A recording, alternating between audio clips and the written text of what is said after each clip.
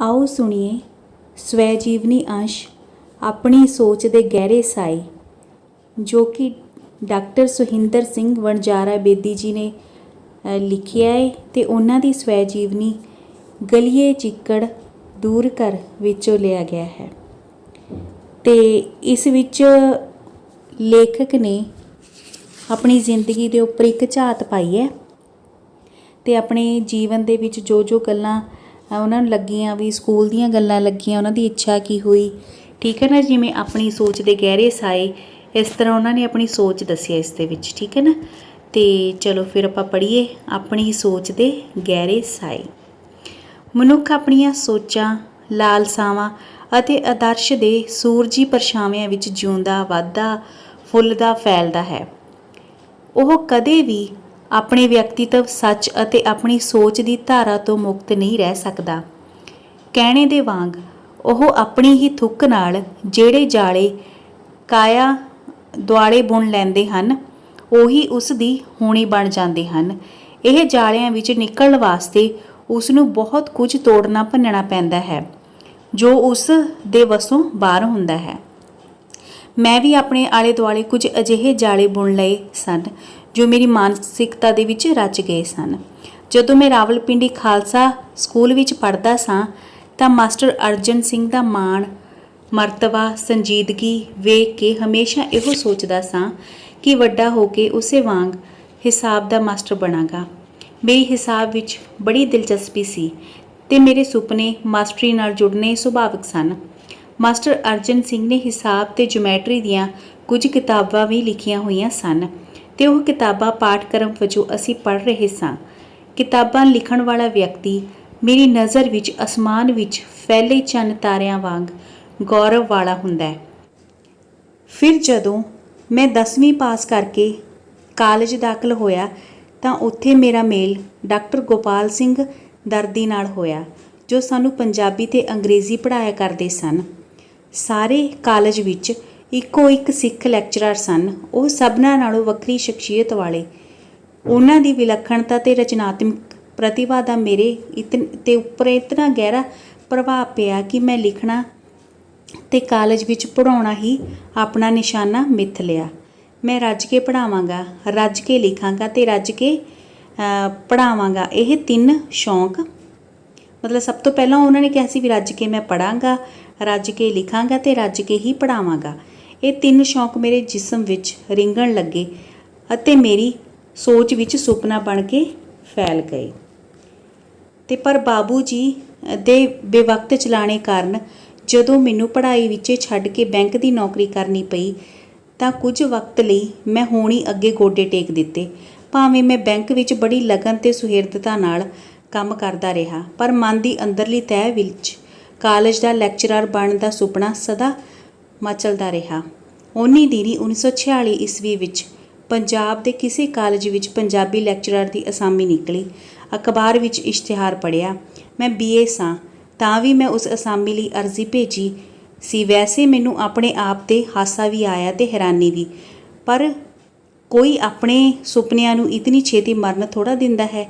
जिहड़ा शख्स अपने सुपनियां नू खुद ही मारन लगदा है वह आत्मघाती है। कालेज विच पढ़ाउण दी इच्छा देश की वंड ते आज़ादी मगरों मेरे तन बदन विच चंगियाड़ी बन के मचलण लगी। यह भी एक कारण सी कि मैं नौकरी ते नहीं सी टिकदा, मतलब किसी एक नौकरी ते नहीं सी टिकदे। ओह किसी काम विच मैं अपने आप नू पछाण ना सकदा। किसी धंधे नाल मेरे सुपने नहीं सी जुड़े हुंदे ते किसे विच मेरी होंद बिखर बिखर पैंदी ते मैं उखड़ जांदा।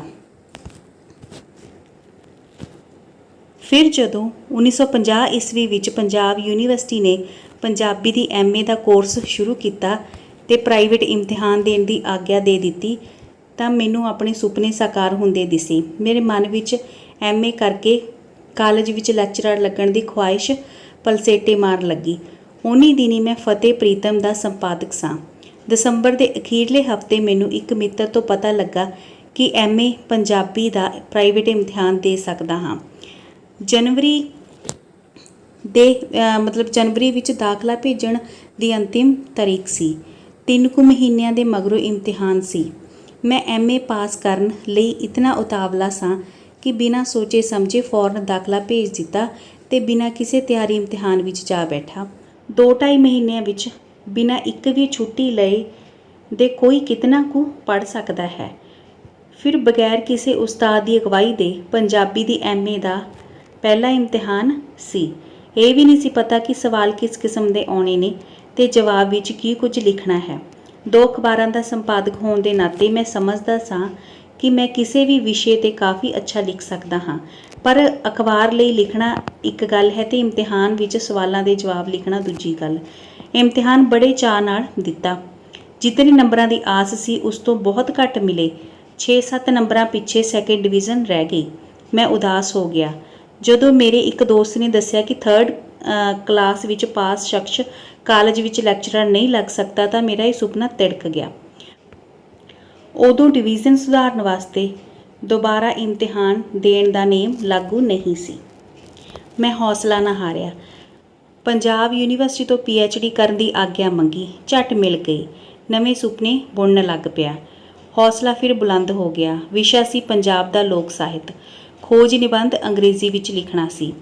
फतेह प्रीतम की संपादकी तो मुक्त हो के मैं सोचा चलो PhD का फाहा भी कढ़ लईए, पर यह इतना सौखा नहीं सी जितना मैं समझ बैठा सा। एक तो पंजाब के लोक साहित्य बारे कच्ची समग्री खुद इकट्ठी करनी सी, दूजे विषय नाल संबंधित सिद्धांतक पुस्तकां अंग्रेजी विच बहुत घट मिलदियां सन। तां भी मैं पूरी लगन ते सुहिरदता नाल जुट पिया, पर पेट तां कोई रोटी दा झुलका मंगदा है। ये समस्या किवें हल की जावे। 4 मेरे बच्चे सन ते 2 असी मियाँ बीवी। काम धंधे बगैर तां गुजारा नहीं सी होना। मेरे एक दोस्त ज्ञानी हरदीत सिंह सुतंतर ने जो ज्ञानी दियां क्लासां विच पढ़ाया करदे सन, मैनू भी प्राइवेट कोचिंग कालेज विच कुछ क्लासां दवा दित्तियां। भावें पैसे थोड़े जिहे मिलदे सन, पर पेट भरन वास्ते दाल रोटी ही तां चाहीदी है। पैसे वाली जिंदगी विच वड्डियां लालसावां मैं नहीं सन रखियां होईयां। वक्त काफ़ी मिल जाता ते यह वक्त खोज निबंध लई समग्री इकट्ठी करदा ते विषय नाल संबंधित किताबां दा अध्ययन करदा। इन्हां दिनां विच मैं लोकधारा संकल्प ते इस खेतर नाल संबंधित परिभाषिक शब्दां नूं समझण, गहराई तक उतरन ते वस्तु अध्ययन तो इलावा ढेर सारी समग्री भी लोकां तो इकट्ठी कीती। पंजाबी लोकधारा विश्वकोश दा आद तो भी जिहड़ा सीगा मतलब शुरुआत सी इन्हां दिनां विच होई। स्टैंडर्ड फोकलोर डिक्शनरी दियां दोवें जिल्दां इन्नी दिनी ही खरीद के अध्ययन आरंभ किया। मतलब उन्होंने इस तो बाद फिर वो दसते ने कि इहो कोश मेरा धर्म, मेरी पूजा, मेरा इष्ट बन गया। लोकधारा नूं एकत्रित करन विच मैनूं बहुत ही समग्री शरणार्थियों तो मिली। उदों मैं दिल्ली विच सीताराम बाजार दे पिछे गली काली मस्जिद विच रहिंदा सी, जिथे पश्चिमी पंजाब दे भिन्न भिन्न खेतरां धनी पोठोहार शाहपुर ते मुल्तान तो शरणार्थी आके टिके हुए सन। ये सारे लोग पिंडां विचों आए होण करके लोक संस्कृति दे मूल प्रवाह नाल भिजे हुए सन, जिस करके इन्हां कोलों सहजे ही सुची समग्री इकट्ठी की जा सकती सी ते मैं कीती। लोकधारा बारे मैं लोगों तो बहुत कुछ जानिया ते मेरे अनुभव का आधार पुस्तकां नहीं लोक संस्कृति रही है, जिसनों मैं सजीव रूप विच वेख्या ते माणिया। मेरे घर के सामने एक मुल्तानी परिवार रहिंदा सी। उस दी 14-15 वरियां दी लड़की पुष्पा सी। वेखण विच भी सधारण, चाल ढाल विच भी। उन्हां दे घर विआही सी। ढोलकी ते गीत गाए जा रहे सन। मैं अपने कमरे विच सुता पिया सां। अचानक एक गीत दी लय फिजा विच गूंजी। मेरी अख खुल गई। उच्चियां तां लम्मियां टालियां निमाए विच गुजरी दी पींग में माईया। पींग झुटेंदे 2 जणे नियोए आशिक ते मशूक वे माईया। रात दे टूणे विच यह लय मैनू कील गई। यह गीत मैनू ज़बानी याद सी ते पहलां भी किसे तो सुन अपनी कापी ते लिख चुका सां, पर इसका अजिहा असर पहला कदे नहीं सी होया। मेरा अंदर बाहर नशा जिहा गया। पत्नी अजे जागदी सी। मैं पुछया, यह कौन गा रहा है? इस गीत दी लय ही ऐसी है, कोई भी कुड़ी गावे रस झरेगा। मैनू पहली वार सोझी होई कि लोक गीतां विच जिहड़ी धुनी सुत्ती पई है ਉਹ ही उसका असली टूणा है। गीत तो मैं ढेर सारे इकट्ठे कर लए, पर गीतां दी रूह उन्हां दीयां धुनियां दी संभाल करनी मेरे वसों पारा काम सी। यह काम टेप रिकार्डर द्वारा हो सकता सी, जो मेरी पहुँच विच नहीं सी। लोक ਸਾਹਿਤ मरदा जा रहा सी, पर इसकी संभाल लई कोई उत्सुक नहीं सी। मेरे घर तो गलियां परे एक मुल्तानी बुढ़ा रहिंदा सी, जो बाहरों किधरों ਲੱਕੜਾਂ ਕੱਟ ਕੇ ਲਿਆਉਂਦਾ ਤੇ ਮੁਹੱਲੇ ਦੇ ਘਰਾਂ ਵਿੱਚ ਵੇਚ ਦਿੰਦਾ। ਉਹ ਸਾਡੇ ਘਰ ਵੀ ਕਦੇ-ਕਦੇ ਲੱਕੜਾਂ ਦਾ ਗੱਠਾ ਜਾਂ ਸਿਕਲੇ ਸੁੱਟ ਜਾਂਦਾ। ਉਸ ਦੇ ਤਾਂਬੇ ਰੰਗੇ ਚਿਹਰੇ ਤੇ ਪਈਆਂ ਡੂੰਘੀਆਂ ਝੁਰੜੀਆਂ ਲੰਮੇ ਅਨੁਭਵ ਦਾ ਹੁੰਗਾਰਾ ਭਰਦੀਆਂ ਸਨ। ਮਤਲਬ ਉਹਦਾ ਅਨੁਭਵ ਜਿਹੜਾ ਸੀਗਾ ਬਹੁਤ ਲੰਮਾ ਸੀ, ਤਜਰਬਾ ਬਹੁਤ ਜ਼ਿਆਦਾ ਸੀ। ਪਿੰਡਾ ਲੁੱਠਿਆ ਹੋਇਆ ਤੇ ਸਰੀਰ ਹੰਡਿਆ ਹੋਇਆ, पर ਅੱਖਾਂ ਮਸ਼ਾਲਾਂ ਵਾਂਗ ਚਮਕਦੀਆਂ। ਇੱਕ ਦਿਨ ਮੇਰੀ ਪਤਨੀ ਘਰ ਨਹੀਂ ਸੀ। ਉਹ ਲੱਕੜਾਂ ਦਾ ਗੱਠਾ ਸੁੱਟ ਕੇ ਬੈਠ ਗਿਆ। ਮੈਂ ਗੱਲਾਂ ਚੋ ਲਈਆਂ। ਉਸ ਦੀ ਹਰ ਗੱਲ ਵਿੱਚ ਅਖਾਣ ਝੜਦੇ ਸਨ। ਮੇਰੀ ਦਿਲਚਸਪੀ ਜਾਗ ਪਈ। ਮੈਂ ਗੀਤਾਂ ਤੇ ਕਹਾਣੀਆਂ ਬਾਰੇ ਗੱਲ ਛੇੜੀ। ਉਸ ਦੀਆਂ ਅੱਖਾਂ ਚਮਕ ਪਈਆਂ। ਉਸ ਨੂੰ ਬੜੇ ਗੀਤ ਆਉਂਦੇ ਸਨ। ਲੋਕ ਕਹਾਣੀਆਂ ਨਾਲ ਉਸ ਦੀ ਸਿਮਰਤੀ ਤੁਸੀ ਹੋਈ ਸੀ।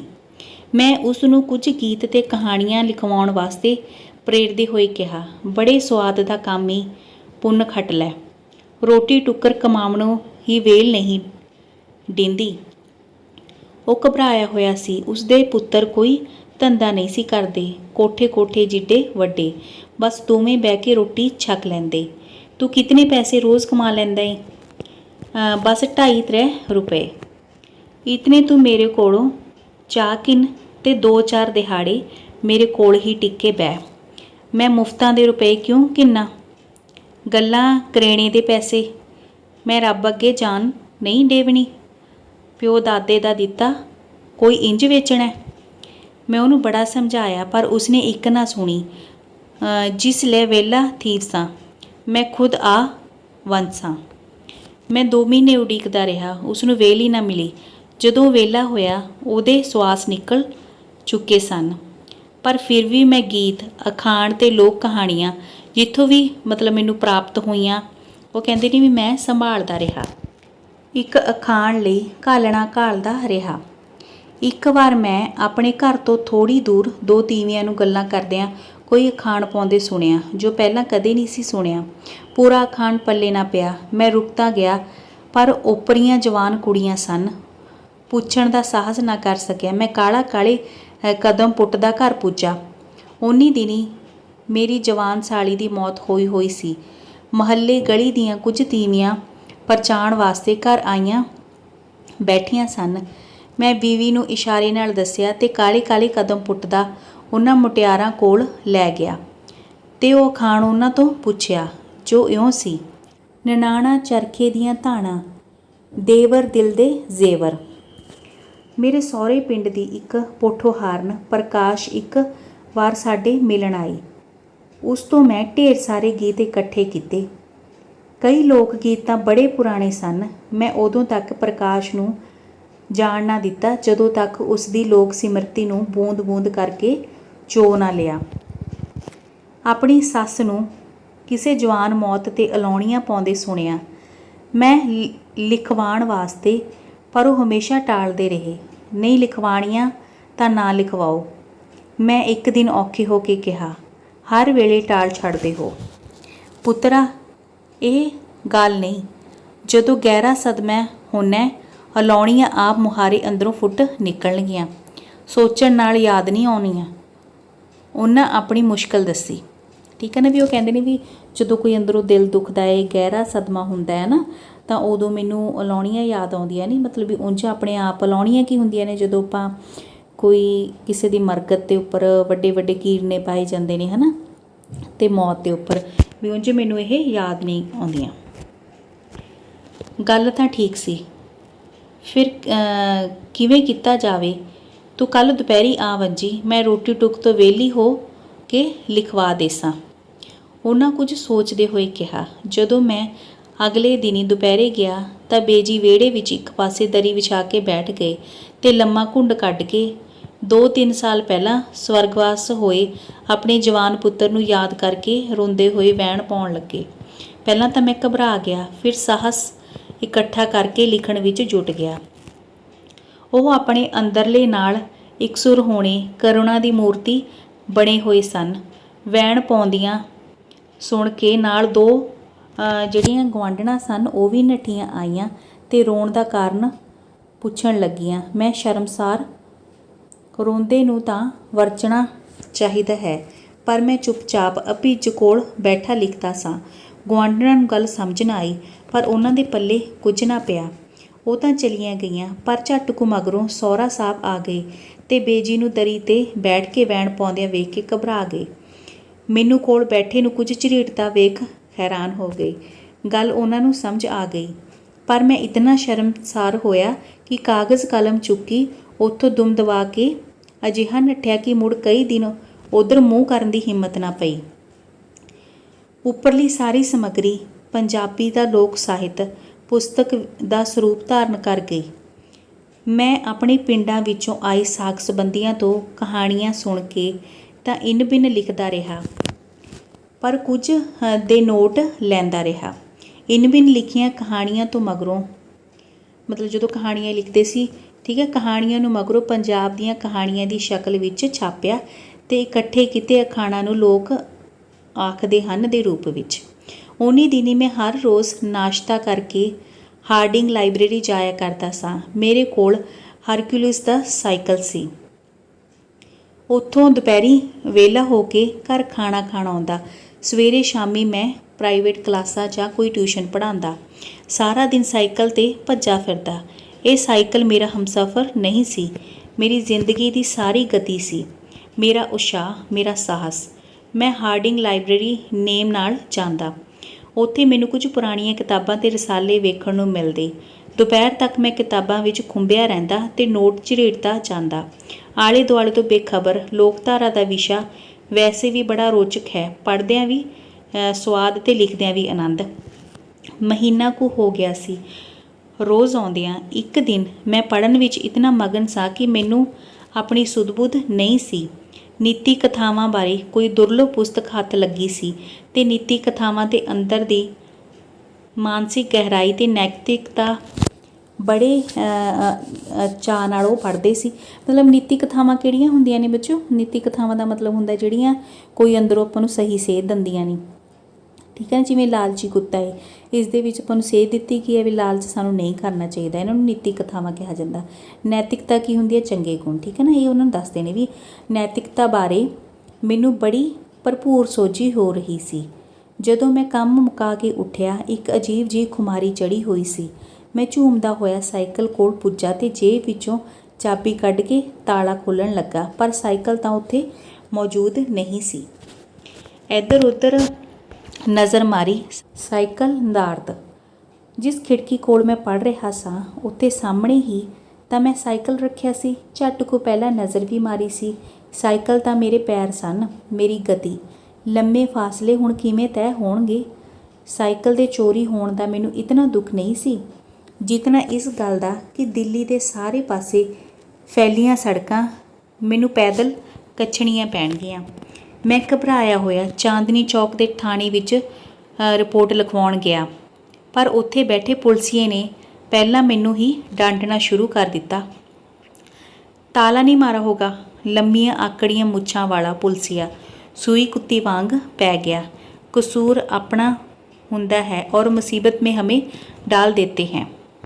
ਆ ਲੋ ਵੇਖੋ ਚਾਬੀ। ਮੈਂ ਚਾਬੀ ਵਿਖਾਈ, ਪਰ ਉਹ ਰਿਪੋਰਟ ਲਿਖਣ ਵਾਸਤੇ ਫਿਰ ਵੀ ਤਿਆਰ ਨਾ ਹੋਇਆ।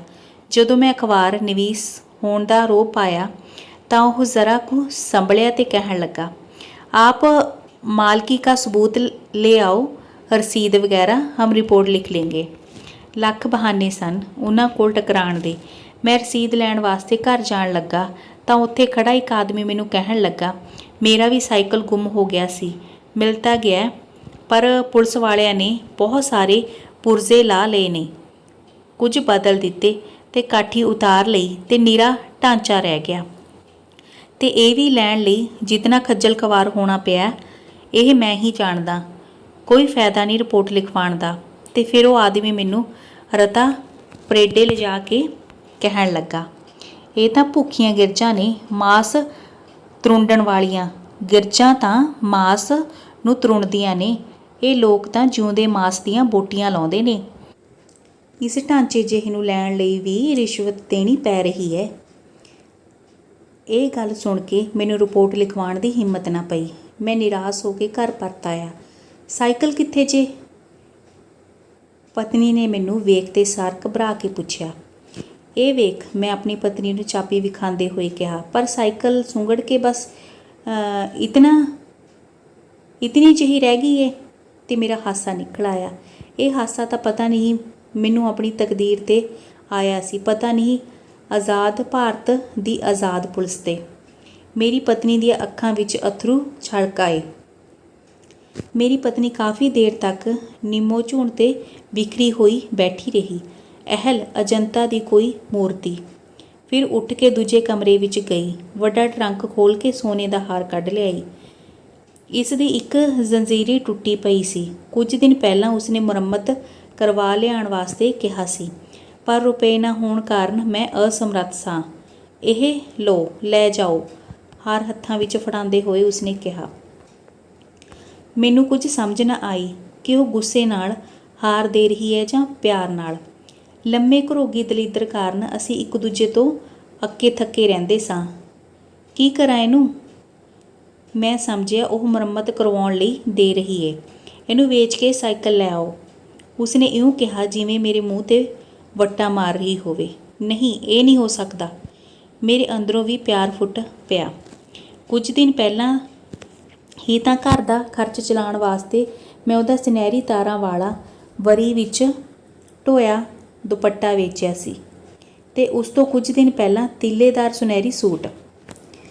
ਜਦੋਂ ਜੁੜਿਆ ਬਣਾ ਦੇਣਾ, ਤੇ ਉਹ ਕੰਮ ਵਿੱਚ ਜੁਟ ਪਈ ਜਿਵੇਂ ਹੋਇਆ ਹੀ ਕੁਝ ਨਹੀਂ ਹੁੰਦਾ। ਉਸੇ ਵੇਲੇ ਮੈਂ ਚਾਂਦਨੀ ਚੌਕ ਵਿੱਚ ਸੁਨਿਆਰੇ ਕੋਲ ਗਿਆ। ਗਰਜ਼ਵੰਦ ਸਾਂ, ਸੋ ਵਟਿਆ ਸੋ ਖੱਟਿਆ। ਫਿਰ ਪਲੀਅਰ ਗਾਰਡਨ ਤੋਂ ਸਾਈਕਲ ਖਰੀਦੀ। 20 ਕੁ ਰੁਪਏ ਬਚ ਗਏ। ਇਸ ਰਕਮ ਨਾਲ 10-15 ਦਿਨ ਸੁਖਾਲੇ ਲੰਘ ਜਾਣਗੇ। ਮੈਂ ਸਾਈਕਲ ਭੁੜਕਾਉਂਦਾ ਘਰ ਆ ਗਿਆ, ਜਿਵੇਂ ਮਾਲੀ ਜਿੱਤੀ ਹੋਵੇ। ਸਾਈਕਲ ਵੇਖ ਕੇ ਮੇਰੀ ਪਤਨੀ ਹੱਸ ਪਈ, ਪਰ ਜਦੋਂ ਮੈਂ ਬਾਕੀ ਦੇ ਰੁਪਏ ਉਸਦੀ ਤਲੀ 'ਤੇ ਰੱਖੇ ਤਾਂ ਉਸਦੀਆਂ ਅੱਖਾਂ ਭਰ ਆਈਆਂ। ਸੋਚਦੀ ਹੋਵੇਗੀ ਕਿ ਮੈਂ ਲੈ ਕੇ ਕੀ ਗਿਆ ਸਾਂ ਤੇ ਮੋੜ ਕੇ ਕੀ ਦੇ ਰਿਹਾ ਹਾਂ। ਪਰ ਮੈਂ ਉੱਥੇ ਦਾ ਉੱਥੇ ਖੜਾ ਰਿਹਾ, ਪਹਿਲੇ ਪਰਛਾਵਿਆਂ ਵਿੱਚ ਘਿਰਿਆ, ਕੰਮ ਧੰਦੇ ਤੋਂ ਬੇਨਿਆਜ਼। ਸਾਈਕਲ ਮਿਲ ਗਈ। ਖੰਭ ਫਿਰ ਉੱਗ ਪਏ ਸਨ। ਪੜ੍ਹਨ ਦਾ ਸ਼ੌਕ ਫਿਰ ਜਾਗ ਉੱਠਿਆ। ਅਗਲੇ ਦਿਨ ਤੋਂ ਮੈਂ ਆਰਕੀਓਲੋਜੀਕਲ ਲਾਇਬ੍ਰੇਰੀ ਜਾਣਾ ਸ਼ੁਰੂ ਕਰ ਦਿੱਤਾ। ਇਸ ਲਾਇਬ੍ਰੇਰੀ ਵਿੱਚ ਮੈਂ ਫਤਿਹ ਪ੍ਰੀਤਮ ਦੀ ਨੌਕਰੀ ਦੇ ਦੌਰਾਨ ਕਦੇ-ਕਦੇ ਜਾਇਆ ਕਰਦਾ ਸਾਂ। ਭਾਰਤੀ ਸੱਭਿਆਚਾਰ, ਧਰਮ, ਇਤਿਹਾਸ ਤੇ ਲੋਕਧਾਰਾ ਦੇ ਬਣੇ ਅਨਮੋਲ ਪੁਸਤਕਾਂ ਦਾ ਅਮੁੱਕ ਖਜ਼ਾਨਾ ਹੈ। ਕੁਝ ਪੁਰਾਣੇ ਮਾਸਿਕ ਪੱਤਰ, Indian Antiquary, Punjab Notes and Query, Royal Asiatic Journal, Folklore Journal ਤੇ ਪੰਜਾਬ ਦੇ ਹਰ ਜ਼ਿਲ੍ਹੇ ਦੀ ਗਜ਼ਟੀਅਰ, ਜੋ ਹੋਰ ਕਿਧਰੇ ਵੇਖਣ ਨੂੰ ਨਹੀਂ ਮਿਲਦੇ, ਇੱਥੇ ਸੰਭਾਲੇ ਪਏ ਸਨ। ਇਹਨਾਂ ਰਸਾਲਿਆਂ ਵਿੱਚ ਪੰਜਾਬ ਦੀ ਲੋਕਧਾਰਾ ਨਾਲ ਸੰਬੰਧਿਤ ਢੇਰ ਸਾਰੀ ਸਮੱਗਰੀ ਬਿਖਰੀ ਪਈ ਸੀ। ਇੱਥੇ ਆ ਕੇ ਮੈਨੂੰ ਪ੍ਰਤੀਤ ਹੋਇਆ ਜਿਵੇਂ ਮੇਰੇ ਸਾਹਮਣੇ ਸੁੱਚੇ ਮੋਤੀਆਂ ਤੇ ਹੀਰੇ ਲਾਲਾਂ ਦਾ ਅੰਬਾਰ ਲੱਗਾ ਹੋਵੇ, ਤੇ ਮੈਂ ਇਹ ਮੋਤੀ ਪਰਖਣ ਲਈ ਚੁਗਣ ਲੱਗਾ। ਮੈਂ ਇਹ ਪਾਤਸ਼ਾਹੀ ਗਵਾਉਣਾ ਨਹੀਂ ਸੀ ਚਾਹੁੰਦਾ, ਇਸ ਲਈ ਬਿਨਾਂ ਨਾਗਾ ਸਵੇਰੇ ਲਾਇਬ੍ਰੇਰੀ ਖੁੱਲ੍ਹਦੇ ਸਾਰ ਆ ਧਮਕਦਾ ਤੇ ਬੰਦ ਹੋਣ ਵੇਲੇ ਬਾਹਰ ਨਿਕਲਦਾ। ਘਰ ਦੀ ਭੁੱਖ ਨੰਗ ਤੋਂ ਬੇਨਿਆਜ਼। ਸਾਰਾ ਦਿਨ ਬਿਨਾਂ ਕੁਝ ਖਾਧੇ ਪੀਤੇ ਪੜ੍ਹਦਾ ਜਾਂ ਲਿਖਦਾ ਰਹਿੰਦਾ। ਵੱਧ ਤੋਂ ਵੱਧ ਪਾਣੀ ਮੇਰਾ ਆਧਾਰ ਸੀ। ਘਰੋਂ ਮੈਂ ਹਮੇਸ਼ਾ ਇਹ ਕਹਿ ਕੇ ਨਿਕਲਦਾ ਕਿ ਮੈਂ ਇੰਪਲਾਇਮੈਂਟ ਐਕਸਚੇਂਜ ਨੌਕਰੀ ਲੱਭਣ ਜਾ ਰਿਹਾ। ਮਤਲਬ ਇੰਪਲਾਇਮੈਂਟ ਐਕਸਚੇਂਜ ਕੀ ਹੁੰਦੀ ਹੈ ਬੱਚੋ? ਜਿੱਥੇ ਮਤਲਬ ਆਪਾਂ ਨੌਕਰੀ ਦੀ ਅਰਜ਼ੀ ਦਿੰਦੇ ਹਾਂ ਨਾ, ਅਤੇ ਜਦੋਂ ਆਪਾਂ ਨੂੰ ਕੋਈ ਨੌਕਰੀ ਆਪਣੇ ਲਾਇਕ ਮਿਲ ਜਾਂਦੀ ਹੈ ਤਾਂ ਉਹ ਆਪਾਂ ਨੂੰ ਦੱਸ ਦਿੰਦੇ ਹੁੰਦੇ ਨੇ, ਠੀਕ ਹੈ ਨਾ। ਸਾਰਾ ਕੁਝ ਰੁੱਝਿਆ ਰਹਿਣ ਕਰਕੇ ਘਰ ਥੱਕ ਕੇ ਚੂਰ ਪਰਤਦਾ। ਪਤਨੀ ਇਹੋ ਸਮਝਦੀ ਕਿ ਮੈਂ ਨੌਕਰੀ ਲੱਭਣ ਵਾਸਤੇ ਭਟਕਦਾ ਰਿਹਾ ਹਾਂ। ਉਹਨੂੰ ਮੇਰੇ 'ਤੇ ਤਰਸ ਆਉਂਦਾ। ਘਰ ਭੁੱਖ ਨੰਗ ਵਰਤੀ ਸੀ। ਕਦੇ ਕੋਈ ਟਿਊਸ਼ਨ ਮਿਲ ਜਾਂਦੀ ਤਾਂ ਪੜ੍ਹਾ ਲੈਂਦਾ, ਕਦੇ ਕਿਸੇ ਰਸਾਲੇ, ਜਾਗਰਤੀ, ਸੈਨਿਕ ਸਮਾਚਾਰ ਜਾਂ ਪੰਜਾਬੀ ਦੁਨੀਆ ਵਿੱਚ ਕੋਈ ਲੇਖ ਛਪ ਜਾਂਦਾ ਤਾਂ 4 ਪੈਸੇ ਮਿਲ ਜਾਂਦੇ। ਕਦੇ ਕਰਜ਼ਾ ਲੈ ਕੇ ਘਰ ਚਲਾਉਂਦਾ ਤੇ ਕਦੇ ਘਰ ਦਾ ਕੋਈ ਲੋੜਵੰਦ ਸਮਾਨ ਵੇਚ ਕੇ। ਜੇ ਚਾਰੇ ਬੰਨੇ ਕੋਈ ਚਾਰਾ ਨਾ ਚੱਲਦਾ ਤਾਂ ਪਤਨੀ ਨੂੰ ਕੁਝ ਦਿਨਾਂ ਲਈ ਬੱਚਿਆਂ ਸਮੇਤ ਪੇਕੇ ਭੇਜ ਦਿੰਦਾ। ਆਰਕੀਓਲੋਜੀਕਲ ਲਾਇਬ੍ਰੇਰੀ ਵਿੱਚ ਮੈਂ ਕਈ ਮਹੀਨੇ ਜਾਂਦਾ ਰਿਹਾ। ਇੱਥੇ ਹੀ ਮੈਂ ਲੋਕਧਾਰਾ ਬਾਰੇ ਬਹੁਤ ਕੁਝ ਪੜ੍ਹਿਆ, ਸਮਝਿਆ ਤੇ ਅੰਦਰ ਰਚਾਇਆ, ਜੋ ਮੇਰੀ ਮਾਨਸਿਕਤਾ ਵਿੱਚ ਰਚ ਕੇ ਮੇਰੀ ਸੋਚ ਪ੍ਰਵਾਹ ਦਾ ਹਿੱਸਾ ਬਣ ਗਿਆ। ਮੇਰਾ ਅੰਦਰ ਭਰਿਆ ਭਰਿਆ ਰਹਿੰਦਾ, ਖਾਣ ਪੀਣ ਵੱਲ ਧਿਆਨ ਹੀ ਨਹੀਂ ਸੀ ਜਾਂਦਾ। ਜਿਸਮ ਕਈ ਵਾਰ ਲਿਖਦਿਆਂ ਪੜ੍ਹਦਿਆਂ ਥੱਕ ਜਾਂਦਾ, ਪਰ ਮਨ ਕਦੇ ਨਹੀਂ ਸੀ ਅੱਕਿਆ। ਇੱਕ ਨਸ਼ਾ ਜਿਹਾ ਰਹਿੰਦਾ। ਇੱਥੇ ਮੇਰਾ ਕੋਈ ਵਿਦਵਾਨਾਂ ਜਿਹੜੀਆਂ ਉਹਨਾਂ ਨਾਲ ਮੇਲ ਹੋਇਆ, ਮਤਲਬ ਬਹੁਤ ਸਾਰੇ ਵਿਦਵਾਨ ਸਨ ਅਤੇ ਜਿਨ੍ਹਾਂ ਨਾਲ ਉਹਨਾਂ ਦਾ ਮੇਲ ਹੋਇਆ ਸੀ। ਇੱਥੇ ਹੀ ਮੈਂ ਡਾਕਟਰ ਅੰਬੇਦਕਰ ਨੂੰ ਪਹਿਲੀ ਵਾਰ ਮਿਲਿਆ ਅਤੇ ਉਸ ਦੀਆਂ ਗੱਲਾਂ ਬੜੀਆਂ ਦਿਲਚਸਪ ਹੁੰਦੀਆਂ, ਗਿਆਨ ਛਲਕਦਾ ਅਤੇ ਸੋਚ ਨੂੰ ਟੁੰਬਦੀਆਂ। ਇੱਥੇ ਹੀ ਮੈਂ ਪ੍ਰੋਫੈਸਰ ਪ੍ਰੀਤਮ ਨੂੰ ਪਹਿਲੀ ਵਾਰ ਵੇਖਿਆ, ਪੜ੍ਹਨ ਵਿੱਚ ਲੀਨ, ਪਰ ਅਸੀਂ ਇੱਕ ਦੂਜੇ ਨੂੰ ਉਦੋਂ ਜਾਣਦੇ ਨਹੀਂ ਸਾਂ। ਇੱਥੇ ਹੀ ਕਦੇ ਕਦੇ ਦੇਵਰਾਜ ਚਾਨਣਾ ਵੀ ਮਿਲਦੇ, ਮੋਹ ਭਿੱਜੇ ਅਤੇ ਜੋ ਹੁਣ ਨਹੀਂ ਰਹੇ। ਫਿਰ ਮੈਨੂੰ ਇੱਕ ਹੋਰ ਲਾਇਬ੍ਰੇਰੀ ਦਾ ਪਤਾ ਚੱਲਿਆ, ਸੈਂਟਰਲ ਸਕੱਤਰੇਤ ਲਾਇਬ੍ਰੇਰੀ, ਜੋ ਉਦੋਂ ਨਾਰਥ ਬਲਾਕ ਵਿੱਚ ਸਥਿਤ ਸੀ। ਪਾਸ ਬਣਵਾ ਕੇ ਅੰਦਰ ਜਾਣਾ ਪੈਂਦਾ। ਮੈਂ ਨੇਮ ਨਾਲ ਜਾਣਾ ਸ਼ੁਰੂ ਕੀਤਾ। ਸਵੇਰੇ ਆ ਜਾਂਦਾ ਅਤੇ 5 ਵਜੇ ਤੱਕ ਬੈਠਾ ਪੜ੍ਹਦਾ ਅਤੇ ਲਿਖਦਾ ਰਹਿੰਦਾ। ਇੱਥੇ ਵੀ ਦੁਰਲੱਭ ਕਿਤਾਬਾਂ ਦਾ ਖਜ਼ਾਨਾ ਸੀ। ਰੋਜ਼ ਆਉਣ ਕਰਕੇ ਮੈਨੂੰ ਸਭ ਪਛਾਣਨ ਲੱਗ ਪਏ। ਫਿਰ ਮੈਂ ਪਾਸ ਬਣਵਾਏ ਬਗੈਰ ਹੀ ਅੰਦਰ ਚਲਾ ਜਾਂਦਾ। ਇੱਕ ਦਿਨ ਮੈਂ ਕਿਤਾਬਾਂ ਦੇ ਸ਼ੈਲਫ ਫਰੋਲਦਾ ਲਾਇਬ੍ਰੇਰੀ ਦੇ ਪਿਛਲੇ ਪਾਸੇ ਵੱਲ ਨਿਕਲ ਗਿਆ। ਉੱਥੇ ਇੱਕ ਵੱਡੇ ਮੇਜ਼ ਦੇ ਦੁਆਲੇ ਕੁਝ ਆਰਾਮਦੇਹ ਕੁਰਸੀਆਂ ਵਿਛੀਆਂ ਹੋਈਆਂ ਸਨ। ਇੱਕ ਪਾਸੇ ਇੱਕ ਸੋਫਾ ਸੈੱਟ ਪਿਆ ਸੀ। ਉੱਪਰ 4 ਚੁਫੇਰੇ 5-6 ਪੱਖੇ ਚੱਲ ਰਹੇ ਸਨ। ਕਮਰੇ ਵਿੱਚ ਕੁਝ ਹਨੇਰਾ ਸੀ, ਪਰ ਜੇ ਚਾਰੇ ਪਾਸੇ ਫੈਲੀਆਂ ਬੱਤੀਆਂ ਜਗਾ ਦਿੱਤੀਆਂ ਜਾਣ ਤਾਂ ਸੂਰਜ ਉਗਮ ਪੈਂਦਾ ਸੀ।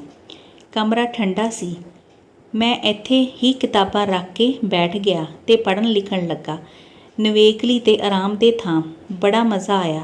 ਅਗਲੇ ਦਿਨ ਮੈਨੂੰ ਇੱਥੇ ਬੈਠੇ ਨੂੰ ਕਿਸੇ ਨੇ ਨਾ ਗੌਲਿਆ ਅਤੇ ਫਿਰ ਜਿਵੇਂ ਮੈਂ ਇਸ ਕਮਰੇ 'ਤੇ ਕਬਜ਼ਾ ਹੀ ਕਰ ਲਿਆ। ਹਰ ਰੋਜ਼ ਲਾਇਬ੍ਰੇਰੀ ਖੁੱਲ੍ਹਦੇ ਸਾਰ ਮੈਂ ਇੱਥੇ ਆ ਬਿਰਾਜਦਾ ਅਤੇ ਸ਼ਾਮੀ 5 ਵਜੇ ਤੱਕ ਉੱਠਦਾ। ਲਾਇਬ੍ਰੇਰੀ ਦੇ ਬਹੁਤੇ ਮੁਲਾਜ਼ਮ ਮੈਨੂੰ ਲਾਇਬ੍ਰੇਰੀ ਦੇ ਅਮਲੇ ਦਾ ਹੀ ਹਿੱਸਾ ਸਮਝਣ ਲੱਗੇ। ਕਈ ਵਾਰ ਲਾਇਬ੍ਰੇਰੀਅਨ ਵੀ ਗੇੜਾ ਕੱਢਦਾ ਹੋਇਆ ਆਉਂਦਾ ਅਤੇ ਮੈਨੂੰ ਕੁਝ ਕੰਮ ਵਿੱਚ ਰੁੱਝਾ ਵੇਖ ਕੇ ਮੁਸਕਰਾ ਕੇ ਚਲਾ ਜਾਂਦਾ। 1 ਮਹੀਨਾ ਬੀਤ ਗਿਆ, ਦੂਜਾ ਵੀ, ਤੀਜਾ ਵੀ, ਆਖਰੀ ਸਾਹਾਂ 'ਤੇ ਸੀ। ਅਚਾਨਕ ਲਾਇਬ੍ਰੇਰੀ ਨੂੰ ਇੱਕ ਕਮਰੇ ਦੀ ਸਖਤ ਲੋੜ ਪਈ। ਫੋਕ ਲਿਟਰੇਚਰ ਦੇ ਵਿਭਾਗ ਨੇ ਬੈਠਣਾ ਸੀ। ਸਭਨਾਂ ਨੇ ਸਮਝਿਆ ਮੈਂ ਇੱਥੇ ਕਿਸੇ ਡੈਪੂਟੇਸ਼ਨ 'ਤੇ ਆਇਆ ਹੋਇਆ। ਇਸ ਵਾਸਤੇ ਉਹਨਾਂ ਮੈਨੂੰ ਉੱਥੋਂ ਉਠਾਉਣਾ ਠੀਕ ਨਾ ਸਮਝਿਆ। ਅਖੀਰ ਜਦੋਂ ਮੇਰੇ ਵਾਲੀ ਥਾਂ ਦੀ ਸਖਤ ਲੋੜ ਮਹਿਸੂਸ ਹੋਈ ਤਾਂ ਉਹਨਾਂ ਮੇਰਾ ਕਿਧਰੇ ਹੋਰ ਪ੍ਰਬੰਧ ਕਰਨ ਦੇ ਵਿਚਾਰ ਨਾਲ ਮੇਰੇ ਅਹੁਦੇ ਬਾਰੇ ਵੇਰਵੇ ਨਾਲ ਪੁੱਛਿਆ ਤਾਂ ਪ੍ਰਬੰਧਕਾਂ ਨੂੰ ਪਤਾ ਲੱਗਾ ਕਿ ਮੈਂ ਤਾਂ ਇੱਕ ਵਿਹਲਾ ਪੜ੍ਹਾਕੂ ਹਾਂ, ਕੋਈ ਕੰਮ ਧੰਦਾ ਹੀ ਨਹੀਂ ਕਰਦਾ। ਗੱਲ ਲਾਇਬ੍ਰੇਰੀਅਨ ਤੱਕ ਪੁੱਜੀ। ਉਹ ਗੁੱਸੇ ਨਾਲ ਭੁੱਤਰਿਆ ਹੋਇਆ ਮੇਰੇ 'ਤੇ ਵਰਨ ਲੱਗਾ। ਸਾਹੋ-ਸਾਹ ਹੋਇਆ। ਉਹ ਅੰਗਰੇਜ਼ੀ ਵਿੱਚ ਆਬਾ-ਤਾਬਾ ਬੋਲਦਾ ਗਿਆ। ਤੂੰ ਕਿਸ ਦੀ ਇਜਾਜ਼ਤ ਨਾਲ ਇੱਥੇ ਬੈਠਾ? ਮੈਂ ਤੈਨੂੰ ਪੁਲਿਸ ਦੇ ਹਵਾਲੇ ਕਰਦਾ। ਗੱਲ ਵੀ ਠੀਕ ਸੀ। ਮੇਰੇ ਕੋਲ ਤਾਂ ਅੰਦਰ ਆਉਣ ਵਾਸਤੇ ਕੋਈ ਆਗਿਆ ਪੱਤਰ ਵੀ ਨਹੀਂ ਸੀ। ਪੂਰੇ 10 ਮਿੰਟ ਉਹ ਲਾਇਬ੍ਰੇਰੀਅਨ ਝੱਗੋ-ਝੱਗ ਹੋਇਆ ਭੌਂਕਦਾ ਰਿਹਾ। ਮੇਰਾ ਇਤਨਾ ਅਪਮਾਨ ਪਹਿਲਾਂ ਕਦੇ ਨਹੀਂ ਸੀ ਹੋਇਆ ਅਤੇ ਇਤਨੀ ਸ਼ਾਂਤੀ ਨਾਲ ਮੈਂ ਇਹੋ ਜਿਹੀਆਂ ਗੱਲਾਂ ਪਹਿਲਾਂ ਕਦੇ ਨਹੀਂ ਸੀ ਸੁਣੀਆਂ। ਮੈਂ ਚੁੱਪਚਾਪ ਕਾਗਜ਼ ਸਮੇਟਦਾ ਰਿਹਾ ਅਤੇ ਦੁਮ ਦਬਾ ਕੇ ਨੱਸਿਆ ਕਿ ਮੁੜ ਕਦੇ ਉੱਧਰ ਮੂੰਹ ਨਾ ਕੀਤਾ। 4-5 ਦਿਨ ਮੈਂ ਘਰ ਹੀ ਛੈਕਿਆ ਬੈਠਾ ਰਿਹਾ, ਉਦਾਸ ਅਤੇ ਬਿਖਰਿਆ ਹੋਇਆ। ਪਰ ਨਿੱਤ ਨਵੀਆਂ ਕਿਤਾਬਾਂ ਪੜ੍ਹਨ ਦਾ ਚਸਕਾ ਇਤਨਾ ਸੀ ਕਿ ਫਿਰ ਲਾਲਸਾ ਭੜਕ ਉੱਠੀ। ਲੱਗਦਾ ਜਿਵੇਂ ਕਿਤਾਬਾਂ ਮੈਨੂੰ ਆਵਾਜ਼ਾਂ ਮਾਰ ਰਹੀਆਂ ਹੋਣ, ਸ਼ਬਦ ਮੇਰਾ ਨਾਂ ਲੈ ਲੈ ਕੇ ਬੁਲਾ ਰਹੇ ਹੋਣ। ਅਤੇ ਅਗਲੇ ਦਿਨ ਮੈਂ ਸਾਈਕਲ 'ਤੇ ਲੱਤ ਮਾਰ ਕੇ ਆਰਕੀਓਲੋਜੀਕਲ ਲਾਇਬ੍ਰੇਰੀ ਵੱਲ ਤੁਰ ਪਿਆ। मैं बरांडे विच साइकिल रख के जंदरा मारिया ते लाइब्रेरी जाके अंदर किताबां दी शेल्फां फरोलण लगा। इतनी देर च दा जिहड़ा एक चपड़ासी सी आके कहण लगा कि बाहर साइकिल आप दी है? जी हाँ, क्यों? इत्थे साइकिल रखनी मना है। उधर कंटीन कोल साइकिल स्टैंड बनिया होया है, उत्थे रखो, लाइब्रेरियन साहब दा हुक्म है। मैं उत्थों साइकिल चुक लई ते साइकिल स्टैंड ते जा रखी। ठेकेदार दा नौकर दौड़दा होया आया ते पर्ची कटदा होया कहण लगा, एक आना दे दिओ, ये साइकिल स्टैंड ठेके ते है। मैं हैरान हो के कहा, पर मेरे कोल तां आना नहीं। मैं सारियां जेबां फरोलदे होए कहा, आना भी नहीं? ठेकेदार दे नौकर ने घूरी वट के सिर तो पैरां तक मेरे वल वेख्या। कल दे दियांगा, मैं कह तां गया, पर कल आना कित्थों आएगा? घर च तां कच्ची कौडी भी नहीं सी, ਇੱਥੇ ਉਧਾਰ नहीं चलदा। मेरे मन ਨੂੰ सख्त धक्का ਵੱਜਾ। मैं ਤਾਂ रुपए पैसे तो मुक्त होके जीना चाਹੁੰਦਾ ਸਾਂ। ਮੈਨੂੰ ਪਹਿਲੀ ਵਾਰ ਅਹਿਸਾਸ ਹੋਇਆ कि पैसा ही संसार ਦਾ गुरु पीर है। पैसे ਦੀ पूजा ਦੇ ਬਾਅਦ ही ਹੋਰ ਕੋਈ पूजा हो सकती है। एक आना रब बन के मेरियां ਅੱਖਾਂ ਅੱਗੇ ਤੈਰਨ ਲੱਗਾ। एक आना जो मेरी जेब ਵਿੱਚ नहीं सी ਮੇਰਿਆਂ ਕੰਨਾਂ ਵਿੱਚ ਜ਼ੋਰ ਨਾਲ ਗੂੰਜਣ ਲੱਗਾ। ਇੱਕ ਆਨਾ ਵੀ ਨਹੀਂ, ਜਿਵੇਂ ਕੋਈ ਬਹੁਮੁਖਾ ਤੀਰ ਹੋਵੇ ਜੋ ਮੇਰੇ ਅੰਦਰ ਦੀ ਹਰ ਨਾੜੀ ਨੂੰ ਵਿੰਨ ਗਿਆ। ਮੈਨੂੰ ਆਪਣੇ ਆਪ 'ਤੇ ਤਰਸ ਆਉਣ ਲੱਗਾ, ਆਪਣੀ ਗਰੀਬੀ ਤੇ ਲਾਚਾਰੀ 'ਤੇ। ਆਪਣੇ ਆਪ ਨੂੰ ਘਿਰਨਾ ਜਿਹੀ ਹੋਣ ਲੱਗੀ। ਦਲਿੱਦਰ ਬਣ ਕੇ ਜੀਣ ਦਾ ਕੀ ਫਾਇਦਾ? ਹੱਥਾਂ ਵਿੱਚ ਫੜੀ ਫਾਈਲ ਜਿਸ 'ਤੇ ਮੈਂ ਨੋਟ ਲੈਂਦਾ ਸਾਂ, ਮੈਨੂੰ ਫਨੀਅਰ ਸੱਪ ਵਾਂਗ ਡੰਗ ਮਾਰਨ ਲੱਗੀ। ਮੈਂ ਹੁਣ ਪੈਸਾ ਕਮਾਵਾਂਗਾ। ਘਰ ਪਹੁੰਚ ਕੇ ਪਤਨੀ ਨੂੰ ਕਿਹਾ, ਮੈਂ ਅਮੀਰ ਬਣਾਂਗਾ। ਉਹ ਹੱਸ ਪਈ ਤੇ ਵਿਅੰਗ ਨਾਲ ਕਹਿਣ ਲੱਗੀ, ਤੁਸੀਂ ਪੈਸਾ ਕਮਾਓਗੇ? ਜਿਵੇਂ ਉਹਨੂੰ ਮੇਰੀ ਗੱਲ 'ਤੇ ਵਿਸ਼ਵਾਸ ਹੀ ਨਾ ਰਿਹਾ ਹੋਵੇ। ਤੁਸੀਂ ਕਲਮ ਘਿਸਾ ਸਕਦੇ ਹੋ, ਬਸ ਘਿਸਾਈ ਜਾਓ। ਮੈਂ ਰੁਪਏ ਕਮਾਵਾਂਗਾ ਢੇਰ। ਚੱਲੀਏ, ਮੈਂ ਜਿੱਧਰ ਵਗਿਆ ਹਾਂ ਦਰਿਆ ਵਾਂਗ ਵਗਿਆ। ਫਿਰ ਮੈਂ ਆਪਣੀ ਪਤਨੀ ਨੂੰ ਆਨੇ ਵਾਲੀ ਗੱਲ ਦੱਸੀ। ਪਤਨੀ ਨੂੰ ਮੇਰੇ 'ਤੇ ਬੜਾ ਤਰਸ ਆਇਆ। ਝੱਟ ਕੁ ਆਰਾਮ ਕਰਕੇ ਮੈਂ ਖੋਜ ਨਾਲ ਸੰਬੰਧਿਤ ਸਭ ਫਾਈਲਾਂ ਇਕੱਠੀਆਂ ਕਰਕੇ ਬੰਨ੍ਹ ਦਿੱਤੀਆਂ ਤੇ ਇੱਕ ਬਕਸੇ ਵਿੱਚ ਸੁੱਟ ਦਿੱਤੀਆਂ। ਦਿਲ ਵਿੱਚ ਆਇਆ, ਰੱਦੀ ਵੇਚ ਦਿਆਂ। ਇਸ ਖਿਆਲ ਨਾਲ ਦਿਲ ਨੂੰ ਇੱਕ ਝਟਕਾ ਜਿਹਾ ਲੱਗਾ ਕਿ ਸੰਸਕਾਰ ਇਤਨੀ ਛੇਤੀ ਨਹੀਂ ਮਰਦੇ। ਲੱਗਦਾ ਜਿਵੇਂ ਫਾਈਲਾਂ ਵਿੱਚ ਕੈਦ ਸਮੱਗਰੀ ਜੀਣ ਲਈ ਦੁਹਾਈ ਪਾ ਰਹੀ ਹੋਵੇ। ਹੁਣ ਪੈਸਾ ਕਮਾਣਾ ਹੈ, ਘਰ ਬੰਨਣਾ ਹੈ, ਮਕਾਨ ਉਸਾਰਨਾ ਹੈ। ਮੈਂ ਬੋਲਦਾ ਜਾ ਰਿਹਾ ਸੀ। ਸ਼ੇਖ ਚਿੱਲੀ ਨਾ ਹੋਣ ਤਾਂ? ਮੇਰੀ ਪਤਨੀ ਨਿਹੋਰੇ ਨਾਲ ਕਹਿਣ ਲੱਗੀ, ਘਰ ਆਟਾ ਨਹੀਂ, ਅੰਮਾ ਪੀਣ ਚੱਲੀ। ਉਸਨੂੰ ਅਖਾਣ ਕਹਿਣ ਦੀ ਬੜੀ ਆਦਤ ਸੀ। ਸੋ ਇਹ ਸੀ ਬੱਚੇ ਉਹਨਾਂ ਦੀ ਜ਼ਿੰਦਗੀ, ਵੀ ਉਹਨਾਂ ਨੂੰ ਕਿੰਨੀ ਲਗਨ ਸੀ, ਚੇਟਕ ਸੀ। ਉਹਨਾਂ ਨੇ ਪੰਜਾਬੀ ਜਿਹੜਾ ਸਾਹਿਤ ਹੈ ਬੱਚੇ, ਉਹਨਾਂ ਦੀਆਂ ਬਹੁਤ ਸਾਰੀਆਂ ਕਿਤਾਬਾਂ ਨੇ ਜਿਹੜੀਆਂ ਜੋ ਪੰਜਾਬੀ ਸਾਹਿਤ ਆਪਣਾ ਅਲੋਪ ਹੋ ਚੁੱਕਿਆ। ਕਹਾਣੀਆਂ, ਬੋਲੀਆਂ, ਕਥਾਵਾਂ, ਰਸਮ ਰਿਵਾਜਾਂ, ਉਹਨਾਂ ਨੇ ਬਹੁਤ ਕੁਛ ਲਿਖਿਆ ਹੋਇਆ। ਮਤਲਬ ਇਹੋ ਜਿਹਾ ਕੰਮ ਕੀਤਾ ਉਹਨਾਂ ਨੇ, ਮਤਲਬ ਜੋ ਅਲੋਪ ਹੁੰਦਾ ਜਾ ਰਿਹਾ ਸੀ ਉਹਨਾਂ ਨੂੰ ਸਾਂਭਿਆ ਉਹਨਾਂ ਨੇ। ਅਤੇ ਤੁਸੀਂ ਵੀ ਪੜ੍ਹਿਆ ਕਰੋ। ਅਤੇ ਹੁਣ ਆਪਾਂ ਕੀ ਕਰਦੇ ਹਾਂ ਬੱਚੋ, ਇਸ ਦੇ ਨਾਲ ਸੰਬੰਧਿਤ ਪ੍ਰਸ਼ਨ ਉੱਤਰ ਕਰਦੇ ਹਾਂ, ਠੀਕ ਹੈ ਨਾ। ਅਤੇ ਸਭ ਤੋਂ ਪਹਿਲਾਂ ਤਾਂ ਇਹਨਾਂ ਦਾ ਸਾਰ ਹੀ ਹੈ ਵੀ ਆਪਣੀ ਸੋਚ ਦੇ ਗਹਿਰੇ ਸਾਏ ਸਵੈ ਜੀਵਨੀ ਡਾਕਟਰ ਸੁਹਿੰਦਰ ਸਿੰਘ ਵਣਜਾਰਾ ਬੇਦੀ ਜੀ ਦੀ ਲਿਖੀ ਹੋਈ ਹੈ। ਅਤੇ ਉਹਨਾਂ ਦੇ ਵਿੱਚੋਂ ਇਹ ਅੰਸ਼ ਹੈ। ਅਤੇ ਉਹਨਾਂ ਦੀ ਜਿਹੜੀ ਸਵੈ ਜੀਵਨੀ ਉਸ ਦਾ ਨਾਮ ਹੈ ਗਲੀਏ ਚਿੱਕੜ ਦੂਰ ਘਰ ਵਿੱਚੋਂ ਲਿਆ ਗਿਆ ਹੈ। ਇਸ ਵਿੱਚ ਅਸੀਂ ਦੇਖਦੇ ਹਾਂ ਕਿ ਲੇਖਕ ਸਕੂਲ ਵਿੱਚ ਮਾਸਟਰ ਅਰਜਨ ਸਿੰਘ ਤੋਂ ਪ੍ਰਭਾਵਿਤ ਹੋ ਕੇ ਹਿਸਾਬ ਦਾ ਮਾਸਟਰ ਬਣਨ ਲੱਗਣ ਬਾਰੇ ਸੋਚੇ। ਅਤੇ ਫਿਰ ਕਾਲਜ ਵਿੱਚ ਡਾਕਟਰ ਗੋਪਾਲ ਸਿੰਘ ਦਰਦੀ ਦੀ ਪ੍ਰਤਿਭਾਸ਼ੀਲ, ਰਚਨਾਤਮਕ ਅਤੇ ਵਿਲੱਖਣ ਸ਼ਖਸੀਅਤ ਤੋਂ ਪ੍ਰਭਾਵਿਤ ਹੋ ਕੇ ਰੱਜ ਕੇ ਪੜ੍ਹਨ, ਰੱਜ ਕੇ ਲਿਖਣ ਅਤੇ ਕਾਲਜ ਦਾ ਲੈਕਚਰਰ ਬਣਨ ਦਾ ਜੀਵਨ ਮਨੋਰਥ ਮਿੱਥ ਬੈਠੇ। ਜਿਹੜੇ ਪਿਤਾ ਦੀ ਮੌਤ ਤੋਂ ਬਾਅਦ ਉਹਨਾਂ ਨੂੰ ਪੜ੍ਹਾਈ ਛੱਡ ਦਿੱਤੀ, ਉਹਨਾਂ ਨੇ ਛੱਡਣੀ ਪਈ ਅਤੇ ਬੈਂਕ ਦੀ ਨੌਕਰੀ ਵਿੱਚ ਕੀਤੀ ਉਹਨਾਂ ਨੇ। 1950 ਵਿੱਚ ਫਤਿਹ ਅਤੇ ਪ੍ਰੀਤਮ ਦਾ ਸੰਪਾਦਕ ਹੋਇਆਂ ਵੀ ਪੰਜਾਬੀ MA ਦਾ ਪ੍ਰਾਈਵੇਟ ਇਮਤਿਹਾਨ ਦਿੱਤਾ, ਪਰ ਸੈਕਿੰਡ ਡਿਵੀਜ਼ਨ ਨਾ ਆਉਣ ਕਰਕੇ ਉਹਨਾਂ ਦੇ ਸੁਪਨੇ ਪੂਰੇ ਨਾ ਹੋ ਸਕੇ। ਉਹਨਾਂ ਨੇ PhD ਦੀ ਤਿਆਰੀ ਸ਼ੁਰੂ ਕਰ ਦਿੱਤੀ।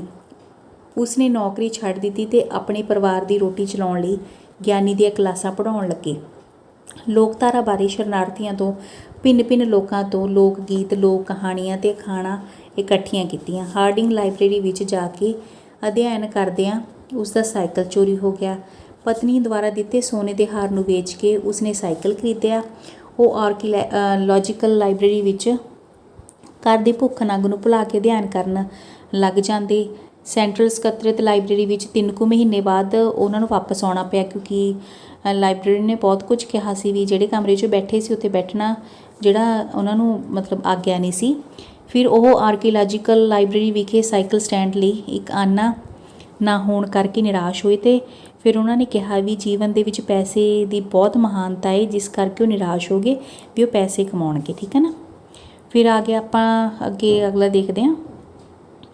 ਅਤੇ ਆਪਣੀ ਸੋਚ ਦੇ ਗਹਿਰੇ ਸਾਏ ਸਵੈ ਜੀਵਨੀ ਅੰਸ਼ ਦੇ ਲੇਖਕ ਨੇ ਸਮੇਂ-ਸਮੇਂ 'ਤੇ ਆਪਣਾ ਜੀਵਨ ਮਨੋਰਥ ਕਿਵੇਂ ਮਿੱਥਿਆ ਅਤੇ ਕਿਉਂ। ਅਤੇ ਸਭ ਤੋਂ ਪਹਿਲਾਂ ਤਾਂ ਆਪਾਂ ਕਰ ਚੁੱਕੇ ਹਾਂ ਸਾਰ ਦੇ ਵਿੱਚ ਵੀ ਕੀ ਕਰਨਾ ਚਾਹੁੰਦੇ ਸੀ, ਹਿਸਾਬ ਦਾ ਮਾਸਟਰ ਬਣਨਾ ਚਾਹੁੰਦੇ ਸੀ, ਕਿਉਂਕਿ ਛੋਟੇ ਹੁੰਦੇ ਉਹਨਾਂ ਨੇ ਮਾਸਟਰ ਅਰਜਨ ਸਿੰਘ ਦੇ ਮਾਣ ਰੁਤਬੇ ਅਤੇ ਸੰਜੀਦਗੀ ਨੂੰ ਦੇਖਿਆ। ਬੱਚੇ ਜੋ ਵੀ ਦੇਖਦੇ ਨੇ ਕਿਸੇ ਚੰਗੀ ਸ਼ਖਸੀਅਤ ਨੂੰ ਦੇਖਦੇ ਨੇ ਤਾਂ ਉਹਨਾਂ ਵਰਗਾ ਬਣਨਾ ਮਹਿਸੂਸ ਕਰਦੇ ਨੇ, ਇਸ ਕਰਕੇ ਉਹਨਾਂ ਨੇ ਵੀ ਇੱਦਾਂ ਹੀ ਸੋਚਿਆ ਸੀ। ਫਿਰ ਉਸ ਤੋਂ ਬਾਅਦ ਉਹ ਜਦੋਂ ਕਾਲਜ ਆਏ ਤਾਂ ਉਹਨਾਂ ਦੇ ਮਨ ਦੇ ਉੱਪਰ ਡਾਕਟਰ ਗੋਪਾਲ ਸਿੰਘ ਦਰਦੀ ਦੀ ਸ਼ਖਸੀਅਤ ਦਾ ਬਹੁਤ ਡੂੰਘਾ ਪ੍ਰਭਾਵ ਪਿਆ। ਉਹ ਅੰਗਰੇਜ਼ੀ ਅਤੇ ਪੰਜਾਬੀ ਪੜ੍ਹਾਇਆ ਕਰਦੇ ਸਨ, ਇਸ ਕਰਕੇ ਉਹਨਾਂ ਬਾਰੇ ਸੋਚਣ ਲੱਗ ਗਏ ਬਣਨਾ ਉਹਨਾਂ ਨੇ। ਠੀਕ ਹੈ। ਫਿਰ ਅੱਗੇ ਆ ਗਿਆ ਲੋਕ ਸਾਹਿਤ ਇਕੱਤਰਿਤ ਕਰਨ ਲਈ ਲੇਖਕ ਨੂੰ ਕਿਸ ਤਰ੍ਹਾਂ ਦੇ ਯਤਨ ਕਰਨੇ ਪਏ, ਆਪਣੀ ਸੋਚ ਦੇ ਗਹਿਰੇ ਸਾਈ ਪਾਠ ਦੇ ਆਧਾਰ 'ਤੇ ਦੱਸੋ। ਉਹਨਾਂ ਨੂੰ ਬਹੁਤ ਮਿਹਨਤ ਕਰਨੀ ਪਈ ਬੱਚਿਓ, ਕਿਉਂਕਿ ਇਹ ਕਿਤਾਬਾਂ ਦੇ ਵਿੱਚੋਂ ਤਾਂ ਚੀਜ਼ਾਂ ਮਿਲਦੀਆਂ ਨਹੀਂ ਸੀ ਹੁੰਦੀਆਂ, ਅਤੇ ਅਲੱਗ-ਅਲੱਗ ਜਗ੍ਹਾ ਤੋਂ ਉਹਨਾਂ ਨੇ ਇਕੱਠੀਆਂ ਕੀਤੀਆਂ। ਉਹਨਾਂ ਨੇ ਸਟੈਂਡਰਡ ਫੋਕਲੋਰ ਡਿਕਸ਼ਨਰੀਆਂ ਆਦਿ ਦੀਆਂ ਜਿਲਦਾਂ ਖਰੀਦੀਆਂ, ਬਹੁਤ ਅਧਿਐਨ ਕੀਤਾ। ਫਿਰ ਲੋਕ ਸਾਹਿਤ ਨੂੰ ਇਕੱਤਰਿਤ ਕਰਨ ਲਈ ਉਹਨਾਂ ਨੂੰ ਬਹੁਤ ਸਾਰੀ ਸਮੱਗਰੀ ਸ਼ਰਨਾਰਥੀਆਂ ਤੋਂ ਮਿਲੀ, ਜਿਹੜੇ ਕਿ ਪੱਛਮੀ ਪੰਜਾਬ ਤੋਂ ਆ ਕੇ ਦਿੱਲੀ ਵਿੱਚ ਵਸੇ ਸਨ। ਇਸ ਤਰ੍ਹਾਂ ਲੇਖਕ ਦੇ ਲੋਕ ਸਾਹਿਤ ਅਨੁਭਵ ਦੇ ਆਧਾਰ 'ਤੇ ਪੁਸਤਕਾਂ ਨਹੀਂ, ਸਗੋਂ ਲੋਕ ਸੰਸਕ੍ਰਿਤੀ ਸੀ ਵੀ ਉਹਨਾਂ ਨੇ ਇਕੱਲੀਆਂ ਕਿਤਾਬਾਂ ਤੋਂ ਨਹੀਂ ਪੜ੍ਹਿਆ।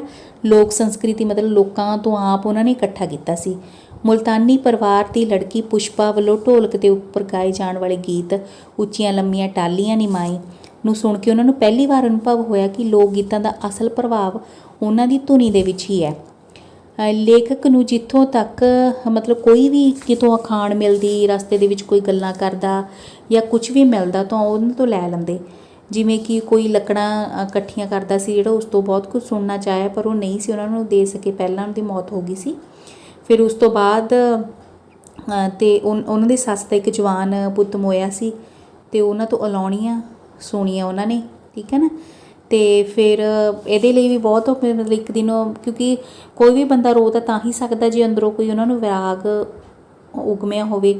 ਤਾਂ ਇੱਕ ਦਿਨ ਜਦੋਂ ਵਾਰ-ਵਾਰ ਕਹੀ ਗਏ ਤਾਂ ਇੱਕ ਦਿਨ ਬੁਲਾ ਕੇ ਉਹਨਾਂ ਨੇ ਦਰੀ ਵਿਛਾ ਕੇ ਉਹ ਉੱਚੀ ਉੱਚੀ ਰੋਣ ਲੱਗ ਗਏ। ਤਾਂ ਗਵਾਂਢੀ ਵੀ ਆਏ, ਉਹ ਵੀ ਦੇਖ ਕੇ ਹੈਰਾਨ ਹੋ ਗਿਆ, ਗਵਾਂਢਣਾ ਵੀ ਇਹ ਕੋਲ ਬੈਠਾ ਲਿਖ ਰਿਹਾ ਅਤੇ ਉਹ ਇਕੱਲੀ ਰੋਈ ਜਾ ਰਹੀ ਹੈ। ਫਿਰ ਉਹਦੇ ਜਿਹੜੇ ਸਹੁਰਾ ਸਾਹਿਬ ਸੀ ਉਹ ਵੀ ਆ ਗਏ, ਪਰ ਬਹੁਤ ਸ਼ਰਮ ਮਹਿਸੂਸ ਹੋਈ ਸੀ ਉਹਨਾਂ ਨੂੰ। ਇਸ ਤਰ੍ਹਾਂ ਬੱਚੇ ਉਹਨਾਂ ਨੂੰ ਆਰਥਿਕ ਤੰਗੀਆਂ ਬਹੁਤ ਹੁੰਦੀਆਂ ਸਨ, ਪਰ ਫਿਰ ਵੀ ਉਹ ਗਰੀਬੀ ਦੇ ਵਿੱਚ ਵੀ ਉਹਨਾਂ ਨੇ ਪੜ੍ਹਾਈ ਨਹੀਂ ਛੱਡੀ। ਉਹ ਲਾਇਬ੍ਰੇਰੀਆਂ ਦੇ ਵਿੱਚ ਜਾ ਕੇ ਮਿਹਨਤ ਕਰਦੇ।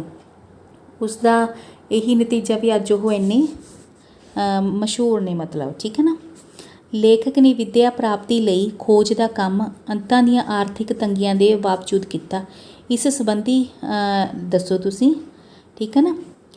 ਅਤੇ ਆਪਣੀ ਸੋਚ ਦੇ ਗਹਿਰੇ ਸਾਏ ਸਵੈ ਜੀਵਨੀ ਦੇ ਅੰਸ਼ ਨੂੰ ਪੜ੍ਹ ਕੇ ਪਤਾ ਲੱਗਦਾ ਹੈ ਕਿ ਇਸ ਦੇ ਲੇਖਕ ਨੂੰ ਆਪਣੀ ਵਿੱਦਿਆ ਪ੍ਰਾਪਤੀ ਅਤੇ ਖੋਜ ਦਾ ਕੰਮ ਅੰਤਾਂ ਦੀਆਂ ਆਰਥਿਕ ਤੰਗੀਆਂ ਦੇ ਬਾਵਜੂਦ ਉਹਨਾਂ ਨੂੰ ਕਰਨਾ ਪਿਆ। ਅਸੀਂ ਦੇਖਦੇ ਹਾਂ ਕਿ ਲੇਖਕ ਜੀਵਨ ਮਨੋਰਥ ਦੀ ਪ੍ਰਾਪਤੀ ਲਈ ਅਜੇ ਪੂਰੀ ਵਿੱਦਿਆ ਪ੍ਰਾਪਤੀ ਨਹੀਂ ਸੀ ਕਰ ਸਕਿਆ ਕਿ ਉਸਦੇ ਪਿਤਾ ਦੀ ਮੌਤ ਹੋ ਗਈ, ਇਸ ਕਰਕੇ ਉਹਨੂੰ ਬੈਂਕ ਦੇ ਵਿੱਚ ਨੌਕਰੀ ਕਰਨੀ ਪਈ। ਫਿਰ ਆਰਥਿਕ ਤੰਗੀਆਂ ਖਰਚ ਤੋਰਨ ਲਈ ਉਹਨਾਂ ਨੂੰ ਬਹੁਤ ਕੁਝ ਕਰਨਾ ਪੈਂਦਾ ਸੀ, ਮਤਲਬ ਆਪਣੀ ਪਤਨੀ ਦੇ ਕੱਪੜੇ ਜਿਹੜੇ ਸੀਗੇ ਮਤਲਬ ਦੁਪੱਟੇ ਸੀ ਉਹ ਵੀ ਵੇਚਣੇ ਪਏ ਹੈ ਨਾ, ਅਤੇ ਗਹਿਣੇ ਵੀ ਵੇਚਣੇ ਪਏ। ਫਿਰ ਸਾਈਕਲ ਚੋਰੀ ਹੋ ਗਿਆ ਸੀ, ਫਿਰ ਗਹਿਣੇ ਵੇਚੇ ਸੀਗੇ, ਅਤੇ ਗਿਆਨੀ ਦੀਆਂ ਕਲਾਸਾਂ ਲਾਈਆਂ, ਟਿਊਸ਼ਨਾਂ ਪੜ੍ਹੀਆਂ। ਠੀਕ ਹੈ। ਇਸ ਦੇ ਬਾਵਜੂਦ ਵੀ ਉਹ ਲਾਇਬ੍ਰੇਰੀ ਆਉਂਦੇ ਅਤੇ ਘਰ ਆ ਕੇ ਕਹਿੰਦੇ ਵੀ ਮੈਂ ਇੰਪਲਾਇਮੈਂਟ ਜਿਹੜੀ ਐਕਸਚੇਂਜ ਹੈ ਨਾ ਉੱਥੇ ਜਾ ਕੇ ਮੈਂ ਆਪਣਾ ਉਹ ਕਰਦਾ, ਇੰਪਲਾਇਮੈਂਟ ਐਕਸਚੇਂਜ ਦੇ ਵਿੱਚ ਉਹ ਵੀ ਆਪਣਾ ਬਾਰੇ ਨੌਕਰੀ ਬਾਰੇ ਲੱਭਦੇ ਫਿਰਦੇ ਨੇ, ਨੌਕਰੀ ਬਾਰੇ ਪੁੱਛਦੇ ਫਿਰਦੇ ਨੇ। ਠੀਕ ਹੈ ਨਾ। ਫਿਰ ਉਹ ਟਿਊਸ਼ਨਾਂ ਪੜ੍ਹਾਉਂਦੇ, ਅਖਬਾਰ ਦੇ ਵਿੱਚ ਕੋਈ ਲੇਖ ਛਪਦਾ ਤਾਂ ਉਹਨੂੰ ਸਮਾਨ ਜਿਹੜੇ ਪੈਸੇ ਮਿਲ ਜਾਂਦੇ ਅਤੇ ਉਹ ਸਮਾਨ ਲਿਆਉਂਦੇ। ਇਸ ਤਰ੍ਹਾਂ ਮਤਲਬ ਉਹ ਬਹੁਤ ਔਖਾ ਆਪਣਾ ਕਾਰਜ ਚਲਾਉਂਦੇ ਸਨ। ਆਪਣੀ ਸੋਚ ਦੇ ਗਹਿਰੇ ਸਾਏ ਸਵੈ ਜੀਵਨੀ ਅੰਸ਼ ਦੇ ਲੇਖਕ ਦੀ ਉਸਦੇ ਗੁਆਂਢ ਵਿੱਚ ਰਹਿੰਦੇ ਮੁਲਤਾਨੀ ਬਜ਼ੁਰਗ ਨਾਲ ਜੋ ਗੱਲਬਾਤ ਹੋਈ, ਉਸ ਵਿਚਲੇ ਉਪਭਾਸ਼ਾਈ ਅੰਸ਼ਾਂ ਨੂੰ ਕੇਂਦਰੀ ਪੰਜਾਬੀ ਵਿੱਚ ਤਬਦੀਲ ਕਰਕੇ ਮੁੜ ਲਿਖੋ। ਆਪਣੀ ਸੋਚ ਦੇ ਗਹਿਰੇ ਸਾਏ ਸਵੈ ਜੀਵਨੀ ਵਿਚਲਾ ਜੋ ਬਜ਼ੁਰਗ ਸੀ ਮੁਲਤਾਨੀ ਭਾਵ ਲਹਿੰਦੀ ਬੋਲੀ ਬੋਲਦਾ ਹੈ, ਅਤੇ ਲੇਖਕ ਵੀ ਉਸ ਨਾਲ ਉਸੇ ਭਾਸ਼ਾ ਵਿੱਚ ਗੱਲ ਕਰਦਾ ਹੈ। मतलब अगे आपां देखदे हां। मैं उस बजुर्ग नूं कुछ गीत ते कहानियां लिखवाउण वास्ते प्रेरदे होए कहा, बड़े स्वाद दा काम है, पुन्न खट लै, रोटी टुक कमाउण तो ही वेल नहीं मिलदी। ਉਹ ਘਬਰਾਇਆ ਹੋਇਆ ਸੀ। ਉਸ ਦੇ ਪੁੱਤਰ ਕੋਈ ਕੰਮ ਧੰਦਾ ਨਹੀਂ ਸਨ ਕਰਦੇ, ਕੋਠੇ ਕੋਠੇ ਜਿੱਡੇ ਵੱਡੇ, ਬਸ ਦੋਵੇਂ ਵਿਹਲੇ ਬਹਿ ਕੇ ਰੋਟੀ ਛਕ ਲੈਂਦੇ ਖਾ ਲੈਂਦੇ। ਤੂੰ ਕਿੰਨੇ ਪੈਸੇ ਰੋਜ਼ ਕਮਾ ਲੈਂਦਾ ਹੈ? ਬਸ 2.5-3 ਰੁਪਏ। ਐਨੇ ਤੂੰ ਮੇਰੇ ਕੋਲੋਂ ਲੈ ਲੈ ਤੇ 4 ਦਿਹਾੜੇ ਮੇਰੇ ਕੋਲ ਹੀ ਟਿਕੇ ਰਹਿ। ਮੈਂ ਮੁਫਤ ਦੇ ਰੁਪਏ ਕਿਉਂ ਲਵਾਂ? ਗੱਲਾਂ ਕਰਨ ਦੇ ਪੈਸੇ ਮੈਂ ਰੱਬ ਅੱਗੇ ਜਾਨ ਦੇਣੀ ਹੈ। ਠੀਕ ਹੈ ਨਾ। ਪਿਓ ਦਾਦੇ ਦਾ ਦਿੱਤਾ ਕੋਈ ਇੰਝ ਵੇਚਣਾ? ਮੈਂ ਉਸਨੂੰ ਬਹੁਤ ਸਮਝਾਇਆ ਪਰ ਉਸਨੇ ਇੱਕ ਨਾ ਸੁਣੀ। ਜਿਸ ਵੇਲੇ ਵਿਹਲਾ ਹੋਵਾਂਗਾ ਮੈਂ ਆਪੇ ਆ ਜਾਵਾਂਗਾ। ਤੇ ਬੱਚੋ ਜਿਹੜੀ ਉਪਬੋਲੀ ਸੀ ਉਹ ਆਪਾਂ ਜਦੋਂ ਸਵੈ ਜੀਵਨੀ ਅੰਸ਼ ਪੜ੍ਹਿਆ ਤੇ ਉੱਥੇ ਦੱਸਦੀ ਸੀ। ਹੁਣ ਆਪਾਂ ਤੁਹਾਨੂੰ ਜਿਹੜੀ ਆਪਣੀ ਕੇਂਦਰੀ ਬੋਲੀ ਹੈ ਉਹਦੇ ਵਿੱਚ ਦੱਸਿਆ, ਮਤਲਬ ਜਿਹੜੇ ਸਾਰੇ ਸਮਝ ਲੈਣ। ਠੀਕ ਹੈ ਨਾ, ਉਸ ਦੇ ਵਿੱਚ ਦੱਸਿਆ। ਫਿਰ ਅੱਗੇ ਆ ਗਿਆ ਆਪਣੀ ਸੋਚ ਦੇ ਗਹਿਰੇ ਸਾਏ ਸਵੈ ਜੀਵਨੀ ਅੰਸ਼ ਵਿੱਚੋਂ ਇਸ ਦੇ ਲੇਖਕ ਡਾਕਟਰ ਸੁਹਿੰਦਰ ਸਿੰਘ ਵਣਜਾਰਾ ਬੇਦੀ ਦੀ ਸ਼ਖਸੀਅਤ ਬਾਰੇ ਤੁਹਾਨੂੰ ਜੋ ਜਾਣਕਾਰੀ ਮਿਲਦੀ ਹੈ ਉਸ ਉੱਤੇ ਇੱਕ ਨੋਟ ਲਿਖੋ। ਆਪਣੀ ਸੋਚ ਦੇ ਗਹਿਰੇ ਸਾਏ ਸਵੈ ਜੀਵਨੀ ਅੰਸ਼ ਵਿੱਚ ਡਾਕਟਰ ਸੁਹਿੰਦਰ ਸਿੰਘ ਵਣਜਾਰਾ ਬੇਦੀ ਨੇ ਆਪਣੇ ਜੀਵਨ ਮਨੋਰਥ ਦੀ ਪ੍ਰਾਪਤੀ ਲਈ ਸਖਤ ਮਿਹਨਤ ਤੇ ਝਾਗੇ ਦੁੱਖਾਂ ਦਾ ਵਰਣਨ ਕੀਤਾ ਹੈ। ਇਸ ਵਿੱਚੋਂ ਉਸ ਦੀ ਲਗਨ ਨਾਲ ਭਰਪੂਰ ਮਿਹਨਤੀ ਅਤੇ ਸੁਹਿਰਦ ਸ਼ਖਸੀਅਤ ਭਲੀ ਭਾਂਤ ਝਲਕਦੀ ਹੈ। ਲੇਖਕ ਪਹਿਲਾਂ ਸਕੂਲ ਵਿੱਚ ਪੜ੍ਹਦਾ ਸੀ। ਉਹ ਹਿਸਾਬ ਵਿੱਚ ਕਾਫੀ ਚੰਗਾ ਸੀ। ਫਿਰ ਉਸਨੇ ਕਾਲਜ ਵਿੱਚ BA ਕੀਤੀ। ਉਹ ਇੱਕ ਵਿਦਵਾਨ ਲਿਖਾਰੀ ਤੇ ਕਾਲਜ ਵਿੱਚ ਲੈਕਚਰਰ ਬਣਨਾ ਚਾਹੁੰਦਾ ਸੀ। ਪਿਤਾ ਦੀ ਬੇਵਕਤ ਮੌਤ ਕਾਰਨ ਉਸਨੂੰ ਬੈਂਕ ਦੀ ਨੌਕਰੀ ਕਰਨੀ ਪਈ। ਉਹ ਫਤਿਹ ਅਤੇ ਪ੍ਰੀਤਮ ਦਾ ਸੰਪਾਦਕ ਰਿਹਾ। 1950 ਈਸਵੀ ਵਿੱਚ ਉਸਨੇ 3rd ਡਿਵੀਜ਼ਨ ਵਿੱਚ MA ਪੰਜਾਬੀ ਕੀਤੀ ਤੇ ਫਿਰ ਬੜੀ ਮਿਹਨਤ ਨਾਲ ਪੰਜਾਬ ਦੇ ਲੋਕ ਸਾਹਿਤ ਉੱਤੇ ਅੰਗਰੇਜ਼ੀ ਵਿੱਚ ਖੋਜ ਪ੍ਰਬੰਧ ਲਿਖ ਕੇ ਉਸਨੇ PhD ਦੀ ਡਿਗਰੀ ਪ੍ਰਾਪਤ ਕੀਤੀ। ਉਸਦੇ 4 ਬੱਚੇ ਸਨ। ਉਹ ਇੱਧਰ ਉੱਧਰ ਜਾਣ ਲਈ ਸਾਈਕਲ ਦੀ ਵਰਤੋਂ ਕਰਦਾ ਸੀ। ਉਹ ਬਚਪਨ ਤੋਂ ਹੀ ਆਪਣੇ ਅਧਿਆਪਕਾਂ ਦੀ ਸ਼ਖਸੀਅਤ ਤੋਂ ਪ੍ਰੇਰਨਾਵਾਂ ਪ੍ਰਾਪਤ ਕਰਦਾ ਰਿਹਾ। ਲਗਨ, ਆਤਮ ਵਿਸ਼ਵਾਸ, ਸਖਤ ਮਿਹਨਤ ਤੇ ਮੁਸ਼ਕਲਾਂ ਅੱਗੇ ਨਾ ਹਾਰਨਾ ਉਸਦੇ ਚਰਿੱਤਰ ਦੇ ਮੁੱਖ ਗੁਣ ਹਨ। ਉਹ ਭਾਵੇਂ ਗਰੀਬੀ ਦਾ ਮਾਰਿਆ ਹੋਇਆ ਸੀ ਪਰੰਤੂ ਪੈਸੇ ਦਾ ਬਹੁਤਾ ਲਾਲਚ ਨਹੀਂ ਸੀ ਕਰਦਾ। ਉਹ ਮਨੋਵਿਗਿਆਨਿਕ ਸੂਝ ਰੱਖਣ ਵਾਲਾ ਇੱਕ ਅਨੁਭਵੀ ਵਿਅਕਤੀ ਸੀ। ਉਸ ਦੀ ਪੁਲਿਸ ਵਾਲੀ ਰਾਏ ਚੰਗੀ ਨਹੀਂ ਸੀ। ਆਪਣੀ ਰਚਨਾ ਤੋਂ ਉਹ ਇੱਕ ਉੱਤਮ ਗਦਕਾਰ ਤੇ ਨਿਵੇਕਲਾ ਸ਼ੈਲੀਕਾਰ ਸਿੱਧ ਹੁੰਦਾ ਹੈ। ਸੰਖੇਪ ਉੱਤਰਾਂ ਵਾਲੇ ਪ੍ਰਸ਼ਨ ਕਰਦੇ ਆ ਬੱਚੋ ਜੋ ਤੁਹਾਡੀ ਸਕਰੀਨ ਤੇ ਤੁਹਾਨੂੰ ਨਜ਼ਰ ਆ ਰਹੇ ਨੇ। ਇਹਨਾਂ ਤੋਂ ਇਲਾਵਾ ਵੀ ਆਪਾਂ ਤੁਹਾਨੂੰ ਹੋਰ ਜਿਹੜੇ ਪ੍ਰਸ਼ਨ ਉੱਤਰ ਦੱਸਾਂਗੇ ਤਾਂ ਜੋ ਪੇਪਰਾਂ ਦੇ ਵਿੱਚ ਤੁਹਾਨੂੰ ਕੰਮ ਆਉਣ। ਠੀਕ ਹੈ ਨਾ। ਆਪਣੀ ਸੋਚ ਦੇ ਗਹਿਰੇ ਸਾਏ ਸਵੈ ਜੀਵਨੀ ਅੰਸ਼ ਕਿਹਨਾਂ ਨੇ ਲਿਖਿਆ? ਡਾਕਟਰ SS ਵਣਜਾਰਾ ਬੇਦੀ ਜੀ ਨੇ। ਠੀਕ ਹੈ ਨਾ। ਲੇਖਕ ਰਾਵਲਪਿੰਡੀ ਕਿਹੜੇ ਸਕੂਲ ਵਿੱਚ ਪੜ੍ਹਦਾ ਸੀ? ਖਾਲਸਾ ਸਕੂਲ ਵਿੱਚ। ਰਾਵਲਪਿੰਡੀ ਖਾਲਸਾ ਸਕੂਲ ਦੇ ਕਿਸ ਮਾਸਟਰ ਤੋਂ ਲੇਖਕ ਪ੍ਰਭਾਵਿਤ ਹੋਇਆ? ਅਰਜਨ ਸਿੰਘ ਤੋਂ। ਅਰਜਨ ਸਿੰਘ ਕਿਸ ਵਿਸ਼ੇ ਦੇ ਮਾਸਟਰ ਸਨ? ਹਿਸਾਬ ਦੇ। ਕਾਲਜ ਦੇ ਵਿੱਚ ਪੜ੍ਹਦਿਆਂ ਵਣਜਾਰਾ ਬੇਦੀ ਕਿਸ ਪ੍ਰੋਫੈਸਰ ਤੋਂ ਪ੍ਰਭਾਵਿਤ ਹੋਇਆ ਸੀ? ਡਾਕਟਰ ਗੋਪਾਲ ਸਿੰਘ ਦਰਦੀ। ਤੇ ਉਹਨਾਂ ਤੋਂ ਪ੍ਰਭਾਵਿਤ ਹੋ ਕੇ ਕੀ ਬਣਨਾ ਚਾਹਿਆ? ਉਹਨਾਂ ਨੇ ਲੈਕਚਰਰ ਬਣਨਾ ਚਾਹਿਆ ਜੋ ਕਾਲਜ ਦੇ ਵਿੱਚ ਸਨ ਤੇ ਲੇਖਕ ਬਣਨਾ ਚਾਹਿਆ। ਠੀਕ ਹੈ ਨਾ। ਤੇ ਪਿਤਾ ਜੀ ਦੀ ਮੌਤ ਕਾਰਨ ਲੇਖਕ ਨੂੰ ਕਿੱਥੇ ਨੌਕਰੀ ਕਰਨੀ ਪਈ ਸੀਗੀ? ਉਹਨਾਂ ਨੂੰ ਬੈਂਕ ਦੇ ਵਿੱਚ ਨੌਕਰੀ ਕਰਨੀ ਪਈ ਸੀ। ਪੰਜਾਬ ਯੂਨੀਵਰਸਿਟੀ ਨੇ MA ਦੀ ਪੜ੍ਹਾਈ ਕਦੋਂ ਸ਼ੁਰੂ ਕੀਤੀ? 1950 ਦੇ ਵਿੱਚ। MA ਦੀ ਪੜ੍ਹਾਈ ਸਮੇਂ ਲੇਖਕ ਕਿਹਨਾਂ ਰਸਾਲਿਆਂ ਦਾ ਸੰਪਾਦਕ ਸੀ? ਫਤਿਹ ਪ੍ਰੀਤਮ ਦਾ। ਠੀਕ ਹੈ।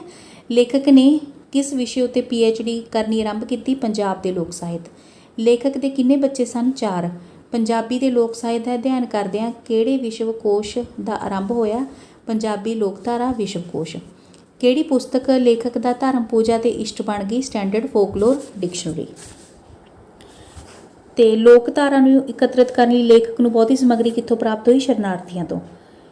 ਲੇਖਕ ਦੀ ਲੋਕਧਾਰਾ ਬਾਰੇ ਜਾਣਕਾਰੀ ਦਾ ਆਧਾਰ ਪੁਸਤਕਾਂ ਸਨ ਜਾਂ ਲੋਕ ਸੰਸਕ੍ਰਿਤੀ ਵੀ ਮਤਲਬ ਲੋਕਾਂ ਤੋਂ ਕੀਤਾ ਸੀ ਜਾਂ ਪੁਸਤਕਾਂ ਤੋਂ? ਆਪਾਂ ਕਹਾਂਗੇ ਉਹਨਾਂ ਨੇ ਵੀ ਲੋਕਾਂ ਤੋਂ। ਕਿਸ ਦਾ ਗੀਤ ਸੁਣ ਕੇ ਲੇਖਕ ਨੂੰ ਅਨੁਭਵ ਹੋਇਆ ਕਿ ਲੋਕ ਗੀਤਾਂ ਵਿੱਚ ਸੁੱਤੀ ਧੁਨੀ ਉਸ ਦਾ ਅਸਲ ਟੂਣਾ ਹੁੰਦੀ ਹੈ? ਪੁਸ਼ਪਾ ਦਾ।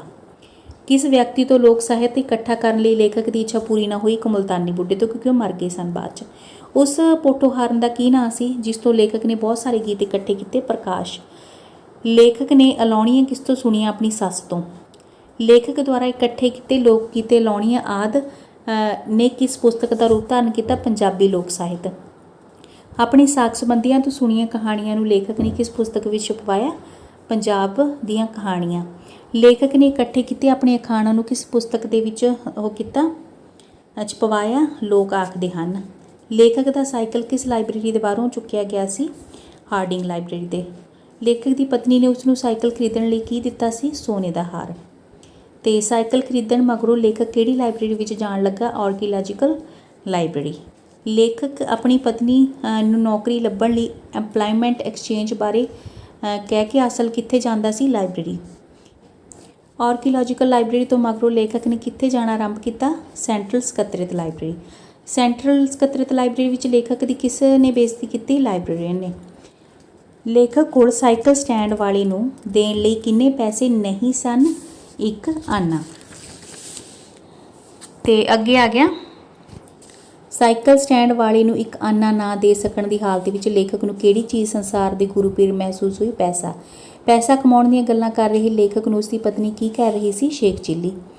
ਤੇ ਹੁਣ ਆਪਾਂ ਠੀਕ ਗਲਤ ਦੇਖਦੇ ਹਾਂ ਬੱਚੋ। ਕਾਲਜ ਵਿੱਚ ਲੇਖਕ ਡਾਕਟਰ ਗੋਪਾਲ ਸਿੰਘ ਦਰਦੀ ਦੀ ਸ਼ਖਸੀਅਤ ਤੋਂ ਬਹੁਤ ਪ੍ਰਭਾਵਿਤ ਹੋਏ। ਬਿਲਕੁਲ ਸਹੀ। ਲੇਖਕ ਨੇ ਪੰਜਾਬੀ ਦਾ ਲੋਕ ਸਾਹਿਤ ਵਿਸ਼ੇ ਉੱਤੇ PhD ਕਰਨ ਦਾ ਕੰਮ ਆਰੰਭ ਕੀਤਾ ਸੀ। ਸਹੀ। ਸੈਂਟਰਲ ਸਕੱਤਰੇਤ ਲਾਇਬ੍ਰੇਰੀ ਵਾਲਿਆਂ ਨੇ ਲੇਖਕ ਨੂੰ ਵੇਲਾ ਪੜ੍ਹਾਕੂ ਹੀ ਸਮਝਿਆ। ਗਲਤ। ਲੇਖਕ ਨੇ ਫਸਟ ਡਿਵੀਜ਼ਨ ਵਿੱਚ MA ਪਾਸ ਕੀਤੀ ਸੀ। ਗਲਤ। ਤੇ ਉਸ ਤੋਂ ਬਾਅਦ ਅੱਗੇ ਆ ਗਿਆ, ਪਿਤਾ ਦੀ ਬੇਵਕਤੀ ਮੌਤ ਕਾਰਨ ਵਣਜਾਰਾ ਸਿੰਘ ਬੇਦੀ ਨੂੰ ਪੜ੍ਹਾਈ ਪਿੱਛੇ ਹੀ ਛੱਡ ਕੇ ਨੌਕਰੀ ਕਰਨੀ ਪਈ। ਬਿਲਕੁਲ ਠੀਕ। ਤੇ ਲੋਕਧਾਰਾ ਨੂੰ ਇਕੱਤਰਿਤ ਕਰਨ ਵਿੱਚ ਲੇਖਕ ਨੂੰ ਬਹੁਤ ਸਾਰੀ ਸਮੱਗਰੀ ਸ਼ਰਨਾਰਥੀਆਂ ਤੋਂ ਮਿਲੀ। ਠੀਕ ਹੈ ਨਾ? ਬਿਲਕੁਲ ਠੀਕ ਹੈ ਵੀ ਬਹੁਤ ਸਾਰੀ ਸਮੱਗਰੀ ਉਹਨਾਂ ਨੂੰ ਸ਼ਰਨਾਰਥੀਆਂ ਤੋਂ ਮਿਲੀ ਸੀ। ਇਸ ਤੋਂ ਬਾਅਦ ਆ ਗਿਆ ਬੱਚੋ, ਆਪਾਂ ਖਾਲੀ ਥਾਵਾਂ ਦੇਖਦੇ ਹਾਂ ਵੀ 1950 ਵਿੱਚ ਪੰਜਾਬ ਯੂਨੀਵਰਸਿਟੀ ਨੇ ਪੰਜਾਬੀ ਦੀ MA ਦਾ ਡੈਸ਼ ਕੋਰਸ ਸ਼ੁਰੂ ਕੀਤਾ। ਡਾਕਟਰ ਵਣਜਾਰਾ ਬੇਦੀ ਨੇ ਕਿਸ ਵਿਸ਼ੇ ਉੱਤੇ PhD ਕਰਨੀ ਸ਼ੁਰੂ ਕਰ ਦਿੱਤੀ? ਪੰਜਾਬ ਦਾ ਲੋਕ ਸਾਹਿਤ। ਲੋਕਧਾਰਾ ਬਾਰੇ ਲੇਖਕ ਨੇ ਲੋਕਾਂ ਤੋਂ ਬਹੁਤ ਕੁਝ ਜਾਣਿਆ ਤੇ ਉਸ ਦੇ ਅਨੁਭਵ ਦਾ ਆਧਾਰ ਪੁਸਤਕਾਂ ਨਹੀਂ ਡੈਸ਼ ਲੋਕ ਸੰਸਕ੍ਰਿਤੀ ਹੈ। ਖਾਲੀ ਥਾਵਾਂ ਦੇਖਦੇ ਆਪਾਂ। ਉੱਚੀਆਂ ਲੰਮੀਆਂ ਟਾਹਲੀਆਂ ਡੈਸ਼ ਗੀਤ ਲੇਖਕ ਦੀ ਗੁਆਂਢਣ ਕੁੜੀ ਡੈਸ਼ ਗਾ ਰਹੀ ਸੀ। ਤਾਂ ਉੱਚੀਆਂ ਲੰਮੀਆਂ ਟਾਹਲੀਆਂ ਜਿਹੜੀਆਂ ਲੋਕ ਗੀਤ ਹੈ ਨਾ, ਇਹ ਕੌਣ ਗਾ ਰਹੀ ਸੀ? ਪੁਸ਼ਪਾ ਗਾ ਰਹੀ ਸੀ। ਨਵਾਂ ਸਾਈਕਲ ਖਰੀਦਣ ਲਈ ਵਣਜਾਰਾ ਬੇਦੀ ਨੂੰ ਪਤਨੀ ਦਾ ਡੈਸ਼ ਵੇਚਣਾ ਪਿਆ? ਸੋਨੇ ਦਾ ਹਾਰ। ਠੀਕ ਹੈ ਨਾ? ਫਿਰ ਇਸ ਤੋਂ ਬਾਅਦ ਆ ਗਏ ਆਪਾਂ, ਜਦੋਂ ਗਹਿਰਾ ਸਦਮਾ ਹੁੰਦਾ ਹੈ ਅਲਾਉਣੀਆਂ ਡੈਸ਼ ਆਪ ਮੁਹਾਰੇ ਅੰਦਰੋਂ ਨਿਕਲਦੀਆਂ। ਵਣਜਾਰਾ ਬੇਦੀ ਨੇ ਆਪਣੀ ਸੱਸ ਨੂੰ ਕੀ ਲਿਖਾਉਣ ਲਈ ਕਿਹਾ? ਅਲਾਉਣੀਆਂ। ਸਹੀ ਉੱਤਰ ਦਿਓ ਬੱਚੋ। ਮੈਂ ਰੁਪਏ ਕਮਾਵਾਂਗਾ ਢੇਰ ਝੱਲੀਏ, ਮੈਂ ਜਿੱਧਰ ਵਗਿਆ ਹਾਂ ਡੈਸ਼ ਦਰਿਆ ਵਾਂਗ ਫੈਲਿਆ ਹਾਂ। ਠੀਕ ਹੈ ਨਾ? ਦਰਿਆ ਦੀ ਤਰ੍ਹਾਂ। ਡਾਕਟਰ ਸੁਹਿੰਦਰ ਸਿੰਘ ਵਣਜਾਰਾ ਬੇਦੀ ਦਾ ਸਵੈ ਜੀਵਨੀ ਅੰਸ਼ ਉਸ ਦੀ ਕਿਸ ਪੁਸਤਕ ਵਿੱਚੋਂ ਲਿਆ ਗਿਆ ਹੈ? ਗਲੀਏ ਚਿੱਕੜ ਦੂਰ ਕਰ। ਠੀਕ ਹੈ? ਕਰ। ਤੇ ਇਹ ਸਨ ਬੱਚਿਓ ਉਹਨਾਂ ਦੀ ਸਵੈ ਜੀਵਨੀ ਦਾ ਅੰਸ਼। ਠੀਕ ਹੈ? ਔਰ ਇਸ ਤੋਂ ਪਾਈ ਸਿੱਖਿਆ ਲੈਣੀ ਹੈ ਵੀ ਆਪਾਂ ਕਦੇ ਵੀ ਹਿੰਮਤ ਨਹੀਂ ਹਾਰਨੀ, ਚਾਹੇ ਜਿੰਨੀਆਂ ਵੀ ਔਕੜਾਂ ਆਪਣੇ ਅੱਗੇ ਆਉਂਦੀਆਂ ਨੇ, ਤੇ ਆਪੇ ਲਗਾਤਾਰ ਜਿਹੜਾ ਆਪਾਂ ਵਗਦੇ ਹੀ ਰਹਿਣਾ ਹੈ। ਠੀਕ ਹੈ ਬੱਚਿਓ? ਸੁਣਨ ਅਤੇ ਸਮਝਣ ਲਈ ਤੁਹਾਡਾ ਬਹੁਤ ਬਹੁਤ ਧੰਨਵਾਦ।